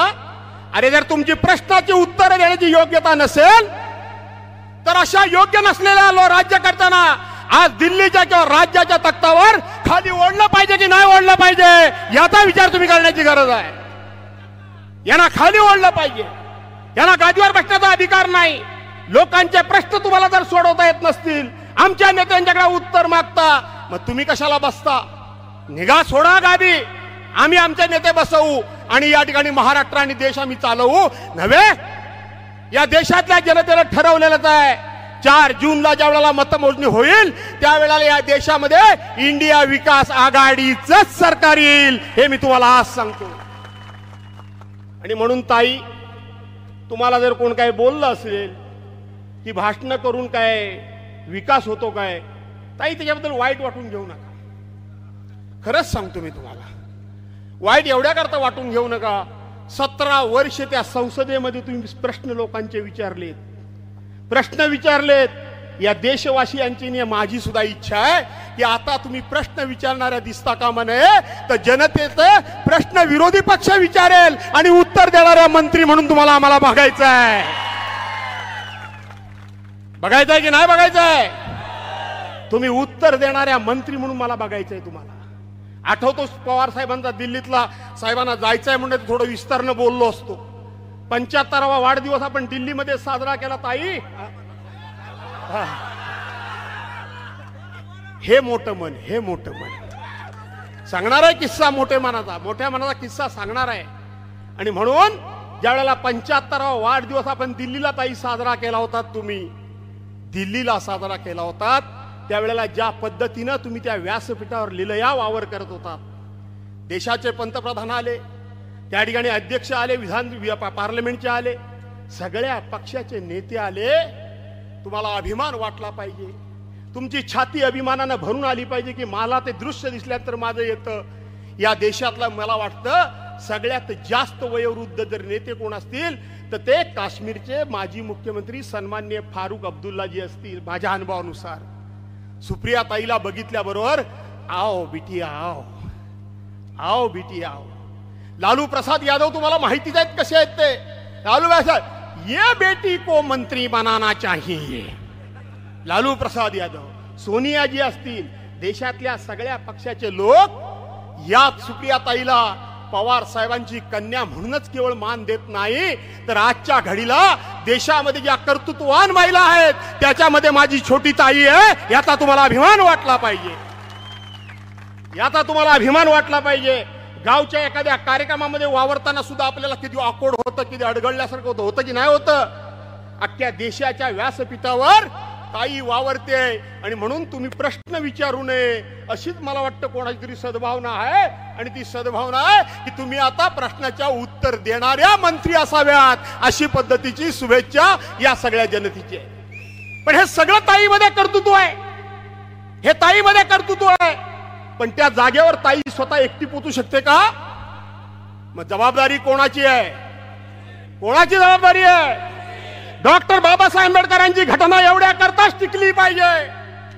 आज ज्यांना कोणाला अहंकारी राजवट आहे, आज ज्यांना कोणाला सत्तेची मस्ती आहे, ज्यांना कोणा सत्तेचा माज आलाय, त्यांना हे कदाचित विसर पडला असेल की डॉक्टर बाबासाहेब आंबेडकरांनी जी घटना लिहिली, उद्या 7 तारखेला किंवा ज्या ज्या वेळेला या देशामध्ये 7 टप्प्यात मतदान आहे, पहिल्या 2 टप्प्याचं मतदान झालेलं आहे.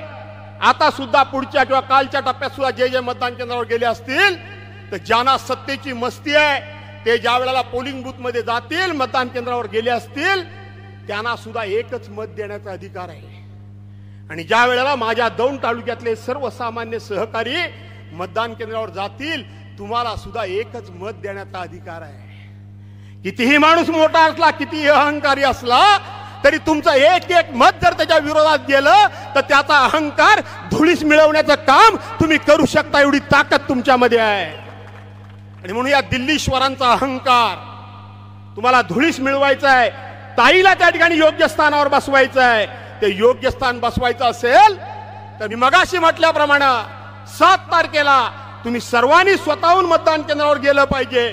आणि मतदान केंद्रावर जाऊन ताईच्या नावासमोर ही आमची तुतारी ही निशाणी आहे, त्याच्या समोरचं बटन दाबून ताईला योग्य स्थानावर पोहोचवण्याचं काम तुम्ही करावं, हे सांगण्याकरता, हा आग्रह करण्याकरता म्हणून मी या ठिकाणी आलोय. बांधवांनो, बहिणींनो, साहेब म्हणजे एक व्यक्ती नाहीयेत, साहेब म्हणजे एक विचार आहेत. साहेब एक विचार आहेत, लक्षात ठेवा. साहेब व्यक्ती नाहीयेत. कधी कधी व्यक्ती हरली तरी चालेल, पण जर विचार हरला तर शेवटी या देशाला भवितव्य राहणार नाही. हा एक विचार आहे. ज्या खुर्चीवर साहेब बसलेत त्याच्या बाजूला मी येऊन बसलो होतो, ताई बसली त्या खुर्चीवर बसलो होतो, आणि माझ्या कडेला फोटो काढण्याकरता बापू मी बघितलं, महिला सुद्धा कडेला येऊन बसत होत्या, फोटो काढत होत्या, तरुण बसत होते, वयोवृद्ध बसत होते, जे छोटे मोठे सगळे सगळे सगळे येऊन बसत होते, साहेबांच्या खुर्चीवर बसत होते. हे साहेबांचं मन कुठे? आणि दुसऱ्या बाजूला देशाच्या पंतप्रधानांसमोर एखादा कार्यक्रमाच्या वेळेला किंवा साहेब कार्यक्रमाला एखाद्याला हाताला ओढून बसवतात, आणि पंतप्रधान जर आले तर त्याच्या समोर जरी एखादा कोणीही नेता उभा राहिला तर त्याचं मनगुट धरून बाजूला उभं करतात की नाही? काय केली एकनाथ शिंदेची अवस्था, काय केली दादांची अवस्था? अरे एवढंच कशाला, त्या भारतीय जनता पार्टीचे ज्येष्ठ नेते राजनाथ सिंग हे ज्यावेळेला नरेंद्र मोदींना हार एवढा मोठा घालायला गेले, आणि एवढा मोठा हार घातल्यानंतर त्यांना वाटलं आपण इथं पवार साहेब वाटलं तर ये गळ्यात घाल, ये त्याच्या गळ्यात घाल, ह्याच्या गळ्यात घाल, असं पवार साहेब करतात. ते बिचारे राजनाथ सिंग एका बाजूला हार धरला आणि देशाच्या पंतप्रधानांचा हार आपल्या अर्धा एक टोक घातलं. पंतप्रधानांनी फक्त असंच बघितलं. बिचारे राजनाथ सिंग तो हार काढला आणि असा हार धरून बसले. बघितलं की नाही बघितलं? बघितलं की नाही बघितलं? अहंकार. या पार्लमेंटची इमारत उभी राहिली, एवढे मोठे हजारो कोटी खर्च करून पार्लमेंटची उभी राहिली इमारत. देशाच्या प्रथम नागरिक राष्ट्रपती द्रौपदी मुर्मू या देशाच्या प्रथम नागरिक आहेत. काय विरोधी पक्षाने मागणी केली होती? विरोधी पक्षाने मागणी केली होती की या इमारतीचं उद्घाटन, राम मंदिराचं उद्घाटन राष्ट्रपतींच्या हस्ते व्हावं. झालं? फक्त एक महिला म्हणून आम्ही केली, आदिवासी महिला म्हणून केली, मतांकरता फक्त, पण उद्घाटन फक्त स्वतःच्या हातानंच करायचं, अशा प्रकारचा अहंकारी शेवटी स्वभाव. आणि ते राज्यकर्ते जनतेला या ठिकाणी कुठल्याही प्रकारे तिथं न्याय देऊ शकत नाही, न्याय देऊ शकत नाही. आणि म्हणून बांधवांनो भगिनीनो, मी तुम्हाला एवढ्यात लांबून सांगायला आलोय की शेवटी पवार साहेबांनी आपल्या आयुष्यामध्ये अनेक अनेक अनेक जणांचे अपराध, अनेक जणांच्या चुका ह्या आपल्या पोटामध्ये घेतल्या. माझ्यासारखा कार्यकर्ता सुद्धा चुकला. साहेब एवढे मोठ्या मनाचे माणसं आहेत की साहेबांनी मला राजकारणामध्ये सगळं काही दिलं, पण मी त्यांचा पक्ष सोडला. त्यांचा पक्ष सोडल्यानंतर माझ्या मुलाचं लग्न झालं, आणि मुलाचं लग्न झाल्यानंतर मी मुलाच्या लग्नाची पत्रिका द्यायला गेलो. मला सांगताना असा आनंद वाटतो की आपल्याला सुद्धा एखाद्या माणसानं डावललं तर आपण सुद्धा तिरस्कारनं बघतो. साहेब म्हटली ये. म्हटलं साहेब माझ्या मुलाचं लग्न आहे, 1 फेब्रुवारी होती, त्या दिवशी देशाचा अर्थसंकल्प होता. मला अपेक्षित नव्हतं की साहेब महाबळेश्वरला माझ्या मुलाच्या लग्नाला येतील. साहेब माझ्या मुलाच्या लग्नाला आले, आणि आपण किती छोटे आहोत आणि साहेब किती विशाल मनाचे आहेत, किती मोठ्या मनाचे आहेत, याची उंची मला मोजता आली नाही, पण मला जाणीव झाली. मी भर लग्न मंडपात साहेबांच्या पायावर डोकं ठेवलं, भर मंडपात, आणि साहेबांना सांगितलं साहेब चुकलो मी, साहेब मी चुकलो. आज हे सांगताना राजकीय दृष्ट्या माझ्या अडचणीचं आहे, पण सत्य बोलताना भास्कर जाधव कधी मागं पुढे बघत नाही. मला साहेबांच्या समोर हे सांगितलं पाहिजे की साहेब मी चुकलो. साहेबांनी 2 हाताने मला धडकनवरती उचललं आणि म्हणाले पुन्हा असं कधी बोलायचं नाही. असे हा मोठ्या मनाचे साहेब. माझ्यासारख्यांचे अनेकांचे अपराध त्यांनी पोटामध्ये घातलेत. अनेकांकरता आयुष्यातली 70 वर्ष या माणसानं वेचलेली आहेत. मित्रांनो, उन वाकडं वागू नका, उन वाकडं वागू नका, काही चूक करू नका, कुठल्याही आमिषाला बळी पडू नका. आणि चूक केलीत तर शेवटी साहेबांना जे दुःख होईल ते दुःख तुम्हाला काय, पण त्या महाराष्ट्राला कदापि सहन होणार नाही. आणि म्हणून माझी खात्री आहे, धाक दपटशा येऊ द्या. शेवटच्या 4 दिवस ताईला काळजी करायला वाटत असेल, तुम्ही सर्वांनी सांगितलं पाहिजे की या महाराष्ट्राच्या सह्याद्रीची मान आम्ही खाली तर होऊ देणार नाही, पण जे महाराष्ट्रामध्ये येऊन त्यांचा अपमान करतात त्यांना मात्र हिमालयामध्ये तपश्चर्याला आम्ही पाठवल्याशिवाय नाही, पाठवल्याशिवाय राहणार नाही. देशाचे पंतप्रधान बोलले होते की नाही बोलले होते? अरे मैना क्या भाई, झोला है के चले जाऊंगा, तयारी ठेवा, पवार साहेब तुम्हाला हिमालयात पाठवणार म्हणजे पाठवणार. ही तयारी तुम्ही ठेवा, अशा प्रकारचं आव्हान तुम्हाला करतो. आणि या ठिकाणी फार काय बोलत नाही, कारण साहेबांना जायचंय. पण तुम्हाला फक्त एवढंच सांगतो की काय झालं, कोंबडी पळाली वगैरे ते गाणं साहेबांना जायचंय.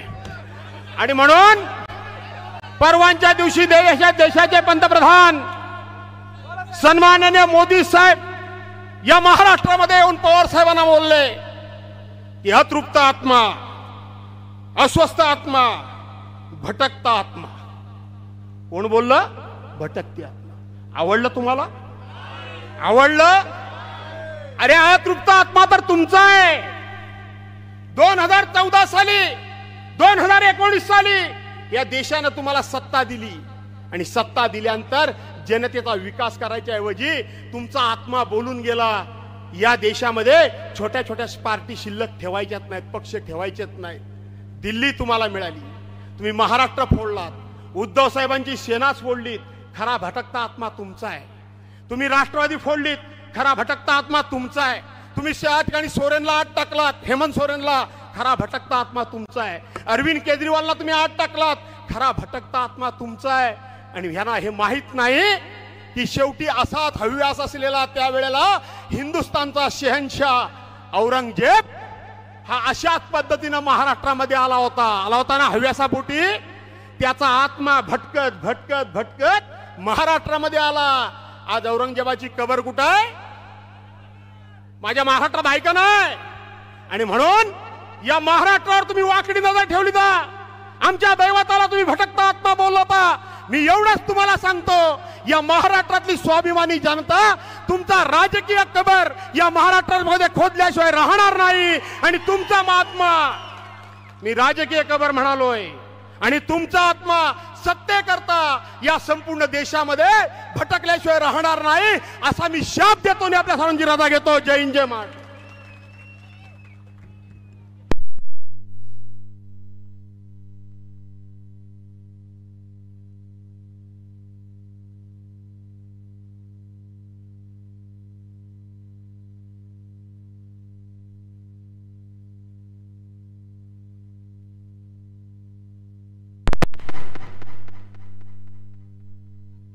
हॅलो. यानंतर आपल्याला मार्गदर्शन करतील महाराष्ट्राचा सह्याद्री, देशाचे नेते, देशाचे माजी कृषी मंत्री आदरणीय पवार साहेब. एकदा टाळ्या वाजून साहेबांचं या ठिकाणी स्वागत करायचं.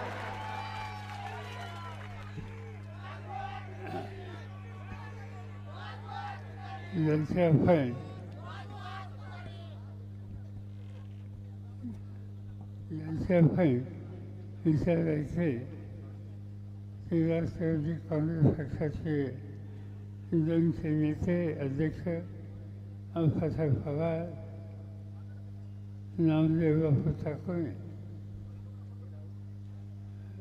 रामभवानी सुळे, योगिनीताई गिरेकर, उद्धव बाळासाहेब ठाकरे यांचे शिवसेनेचे नेते शरद सूर्यवंशी, आम आदमी पार्टीचे नेते रवींद्र जाधव, काँग्रेस पक्षाचे नेते इतर खराडे, हरीश सुधा, आरसीआयचे अवसाहेब वाघमारे, जीसीआयचे अजिंक्य भैया चांदणे, व्यासपीठाचे अन्य सगळे सहकारी, तेव्हा सगळ्यांच्या उद्याच्या लोकसभेच्या विरोधात सुप्रियाताई सुळे आणि उपस्थित बंधू भगिनी, बऱ्याच दिवसातून आज मी बदलले आले. एक काळ असा होता की जाता इथं या ठिकाणी थांबायचं. काही सहकारी होते, त्याचे काही हयात नाही आहेत, त्यांच्याशी गप्पा मारायच्या, तालुक्यामध्ये काय चाललं याची माहिती घ्यायची. पण ते काही अलीकडे घडलं नाही. आणि मला आनंद आहे की एवढ्या मोठ्या संख्येने तुम्ही आज इथं उपस्थित आहात आणि तुम्हा लोकांशी बोलण्याची संधी मला मिळाली. या तालुक्याचं अनेक वर्षाची माझा संबंध आहे. मागे एकदा मी सांगितलं होतं, कदाचित तुम्हाला माहीत असेल, मी ज्यावेळी शाळेत शिकत होतो त्यावेळेला माझ्या घरी मोसंबीची बाग होती. माझ्या घरी भाजीपाला मोठ्या प्रमाणात केला जायचा आणि हा भाजीपाला घेऊन रविवारी दौंडच्या बाजारात मी येत असे. त्या दौंडच्या बाजाराची मला जुनी आठवण आहे. 1967 साली मी ज्या वेळेला विधानसभेला पहिल्यांदा उभं राहिलो त्यावेळेला दौंडकरांनी मला मदत केली. ती कशी केली? मी तर बारामतीच नव्हतो, पण आमचे बाजार केले. कुणी रविवारचा बाजार असला तर त्या बाजारात जायचं, वालचंदनगरचा बुधवारचा बाजार असायचा त्या बाजारात जायचं, बारामतीचा बाजार गुरुवारी असायचा तर त्या बाजारात जायचं आणि हे सगळे बाजार केली. मालाची विक्री करणारे ते एक अजब डोकं चाललं. त्यांनी महत्त्वाचा कुणाला सांगितलं नाही. त्यांची कामाची पद्धत वेगळी होती. त्यांच्याकडे कोणी गिऱ्हाईक आलं की चर्चा सुरू करायची. बारामतीत पवाराचा लई जोर, सगळी मतं त्याच्याच लावून द्यायची. लोक म्हणतात म्हणा, पण हे सांगत असत आणि त्याचा परिणाम उत्तम प्रचार झाला. मोठ्या मताने विजय झाला. नंतरच्या काळामध्ये 1984 आणि त्यानंतर 3 वेळेला लोकसभेची निवडणूक लढवायची जबाबदारी माझ्यावर आली. दौंडने कधी हात राखून मतं दिली नाहीत.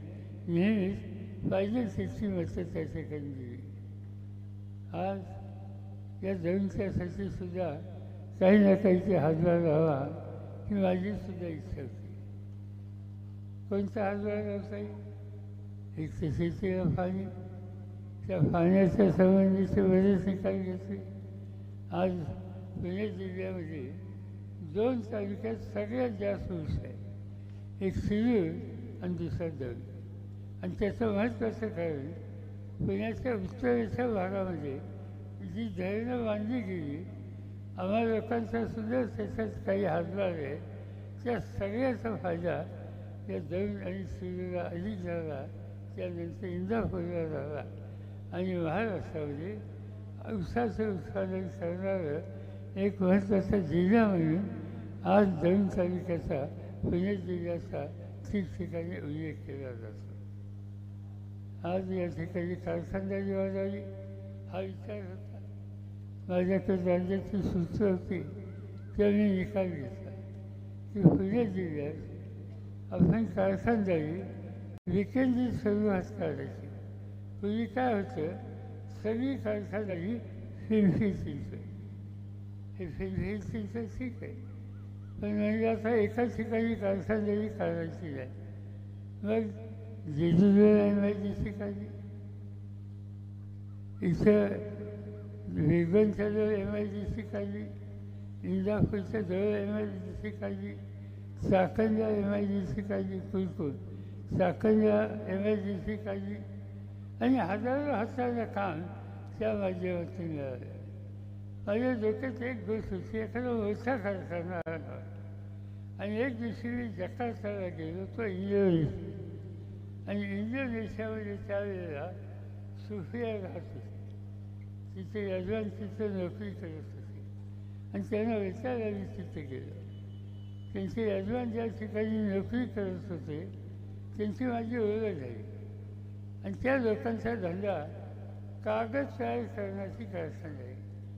मी सहजच त्यांना म्हणते, कागद तयार करण्याचा तुमचा कारखाना या देशात हिंदुस्थानामध्ये कागद फार लागतो, तुम्ही एखादा कारखाना हिंदुस्थानात का नाही करत? तेवढी जरा जागा द्या, मदत करा.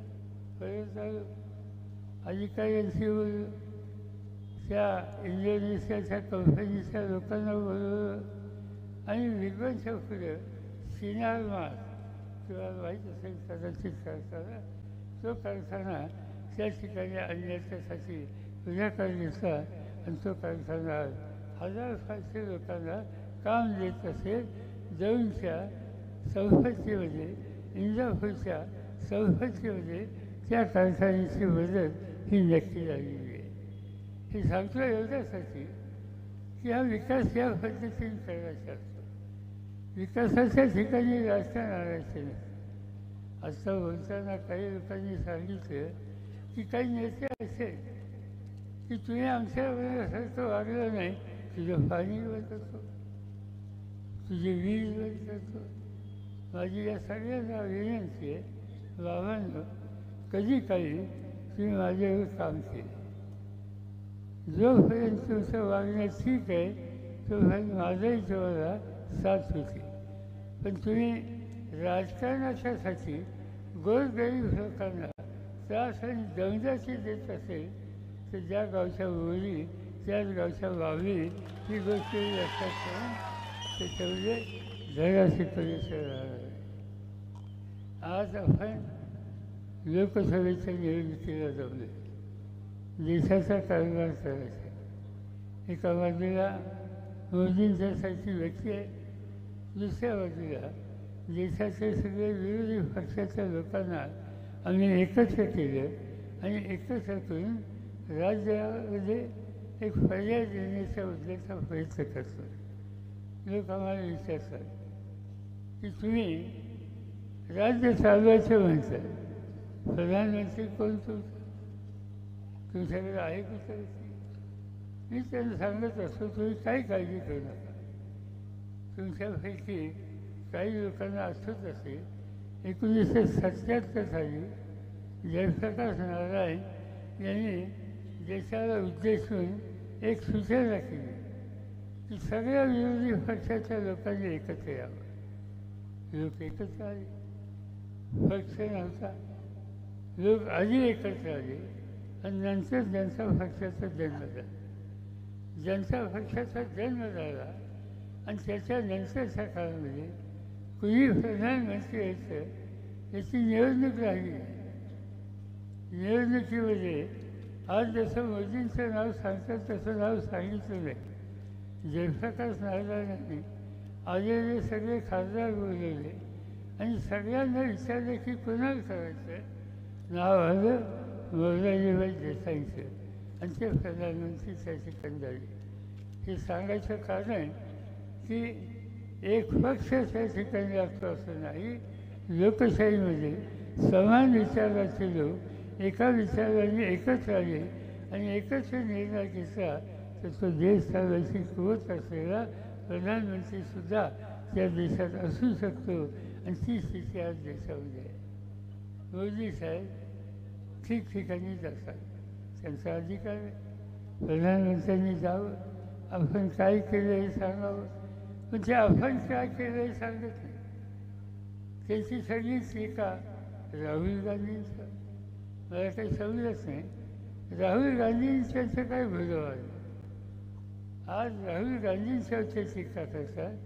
हा तरुण इंदिरा गांधी, जवाहरलाल नेहरू, राजीव गांधी यांच्या कुटुंबाचा हा मुलगा देश आणि देशाचे प्रश्न समजून घेण्यासाठी कन्याकुमारीपासून काश्मीरपर्यंत चालत येतो, रस्त्याने लोकांना भेटतो, त्यांचं दुःख समजून घेतो आणि त्याचा मार्ग काढण्याच्यासाठी काहीतरी केलं पाहिजे ही भूमिका मानतं.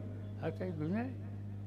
सगळ्या देशामध्ये जो माणूस फिरतो पायी आणि लोकांचे प्रश्न समजून घेतो त्याला शहाजादा म्हणून टीका करायची.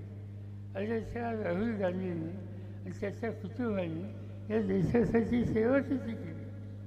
त्यांचे वडील राहुल गांधींचे, राजीव गांधी त्यांची हत्या झाली, देशासाठी प्राण दिला. त्यांच्या आजी इंदिरा गांधी त्यांची हत्या झाली, देशासाठी त्यांनी प्राण दिला. इंदिराजींचे वडील जवाहरलाल नेहरू स्वातंत्र्याच्या चळवळीमध्ये 11 वर्ष तुरुंगामध्ये होते आणि स्वातंत्र्य मिळाल्याच्या नंतर या देशाला लोकशाही पद्धतीनं देश चालावा यासाठी त्यांनी एक पद्धती स्वीकारली आणि संबंध जगामध्ये भारताचं नाव लौकिक काढण्याचं ऐतिहासिक काम हे त्यांनी त्या ठिकाणी केलं. आणि ज्या राहुल गांधीच्या 4 फेऱ्या देशाच्या स्वातंत्र्याच्यासाठी आणि नंतर देशाची इज्जत वाढवण्यासाठी प्रयत्नांची फरार कसा करतात त्या राहुल गांधीला उगीच टीका करायची, उगीच त्यांची चेष्टा करायची ही काही गोष्ट सांगण्याची नाही. याचा अर्थ आहे की प्रधानमंत्री हा देशाचा व्यापक दृष्टिकोनातून विचार करत नाही. तुम्ही प्रधानमंत्री आहात आणि तुमचा सन्मान करतो, पण तुम्ही या देशाच्या जनतेचा सन्मान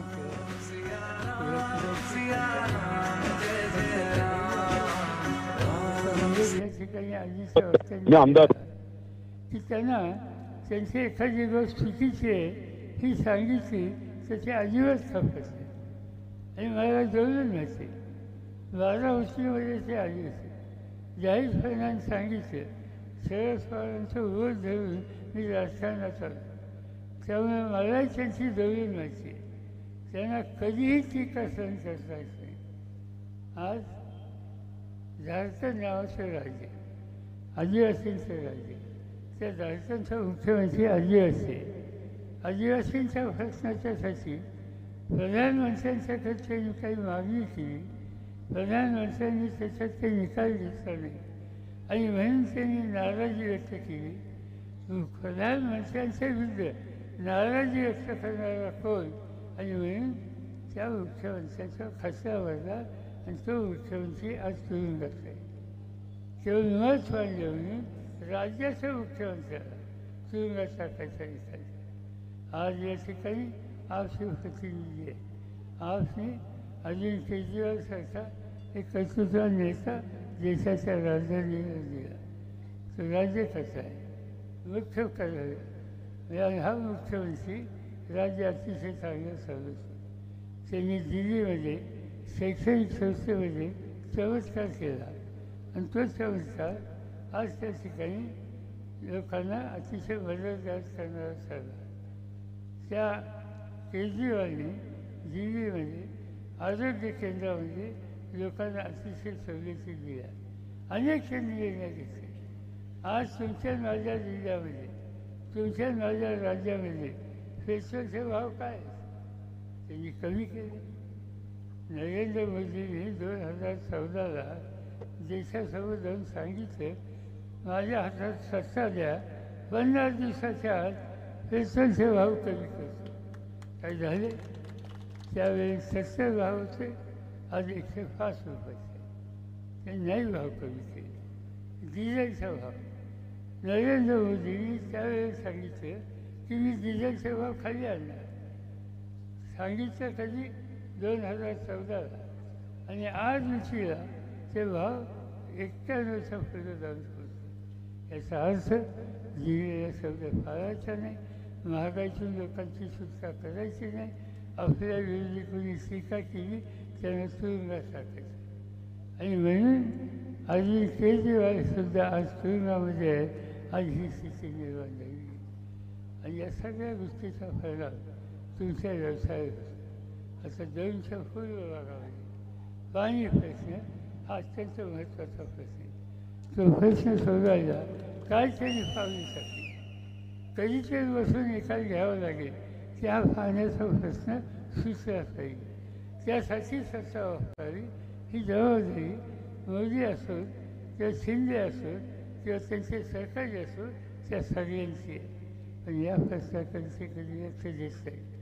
हा तालुका शांत विचाराचा आहे. ह्या तालुक्यामध्ये अनेक लोकांनी अत्यंत संयमाने विनम्रतेने काम केलं याची मला कल्पना आहे. तुम्हाला पैकी अनेकांना माहीत नसेल, एक काळ या 2चे एक आमदार त्यांचं नाव जगन्नाथ वासचकर, वर्षावर्षाचं विकणारा माणूस, अतिशय गरीब माणूस, माझ्यावर महाराष्ट्राच्या विधानसभेमध्ये होता. सुभाष पूल अत्यंत विनम्रपणाने लोकांशी चांगले संबंध ठेवून काम करणारे ग्रस्त माझ्याबरोबर काम करत होते. रंजनाताई आज त्या सत्तेच्या रस्त्याला सृष्टी त्यांचे चिरंजीव असतील, पण या तालुक्याच्यासाठी काही ना काही करावं यासाठी सातत्याने त्यांचा प्रयत्न होता. बापू साकोने त्यांनीसुद्धा आम्हाला लोकांच्याबरोबर या राज्याची या जिल्ह्याची सेवा करण्याच्या उद्देशाने काम केलं. अशा अनेक लोकांची नावं सांगता येतील आणि या सगळ्या लोकांनी मिळून या तालुक्याचा चेहरा बदलायला प्रयत्न केलं आणि आज माझ्या दृष्टीने जमीन बदलते. इथे शेतीसुद्धा असेल, इथे कारखानेसुद्धा असेल आणि माझ्यासारख्याची एक इच्छा आहे की बारामतीमध्ये मी शिक्षणाचे केंद्र उभं केलं, विद्याप्रतिष्ठान. मी सतत इथे आमच्या सरकारला सांगतोय मला इथं 15 एकर जागा द्या, त्याचं उत्तम शैक्षणिक केंद्र मी दौंडला बोलतो. इथल्या विद्यार्थ्यांना पुण्याला ते बारामतीला जावं लागणार नाही याची काळजी घ्यायची माझी तयारी आहे. त्याला तुम्हा लोकांची साथ मिळाली पाहिजे. मी काय अधिक बोलणार नाही. निवडणूक जवळ आहे. निवडणुकीला आज सुप्रियाची उमेदवारी आहे. देशाच्या पार्लमेंटमध्ये पहिल्या वेळेचे 2 किंवा 3 खासदार की ज्यांचा पहिला दुसरा तिसरा हे 3 नंबर संबंध येतो त्याच्यामध्ये सुप्रियाचं नाव हे नेहमी घेतलं जातं. आणि तुमच्या प्रश्नाच्या संबंधी आस्था असलेली अशी एक व्यक्ती 3 वेळेला तुम्ही निवडून दिलं, यंदा शेवटची पुन्हा एकदा त्यांना संधी द्या. तुम्हाला ठाऊक आहे की त्यांची खून आज तुतारी घेतलेला माणूस त्याच्या पुढचं वचन द्यावा, मोठ्या मताने विजय करा. मी तुम्हाला खात्री सांगतो की यामध्ये तुमच्या सगळ्या प्रश्नाची सोडवणूक आम्हाला लोकांच्या माध्यमातून होईल हीच खात्री या ठिकाणी देतो आणि माझे 2 शब्द संपतो. धन्यवाद साहेब. अतिशय उत्कृष्ट मार्गदर्शन आम्हा सर्वांना केलं. अनेक जणांनी या ठिकाणी ताईंना पाठिंबा दिला. यामध्ये डॉक्टर आंबेडकर लोकसभा मतदारसंघातील आपल्या उमेदवार सुप्रियाताई सुळे यांना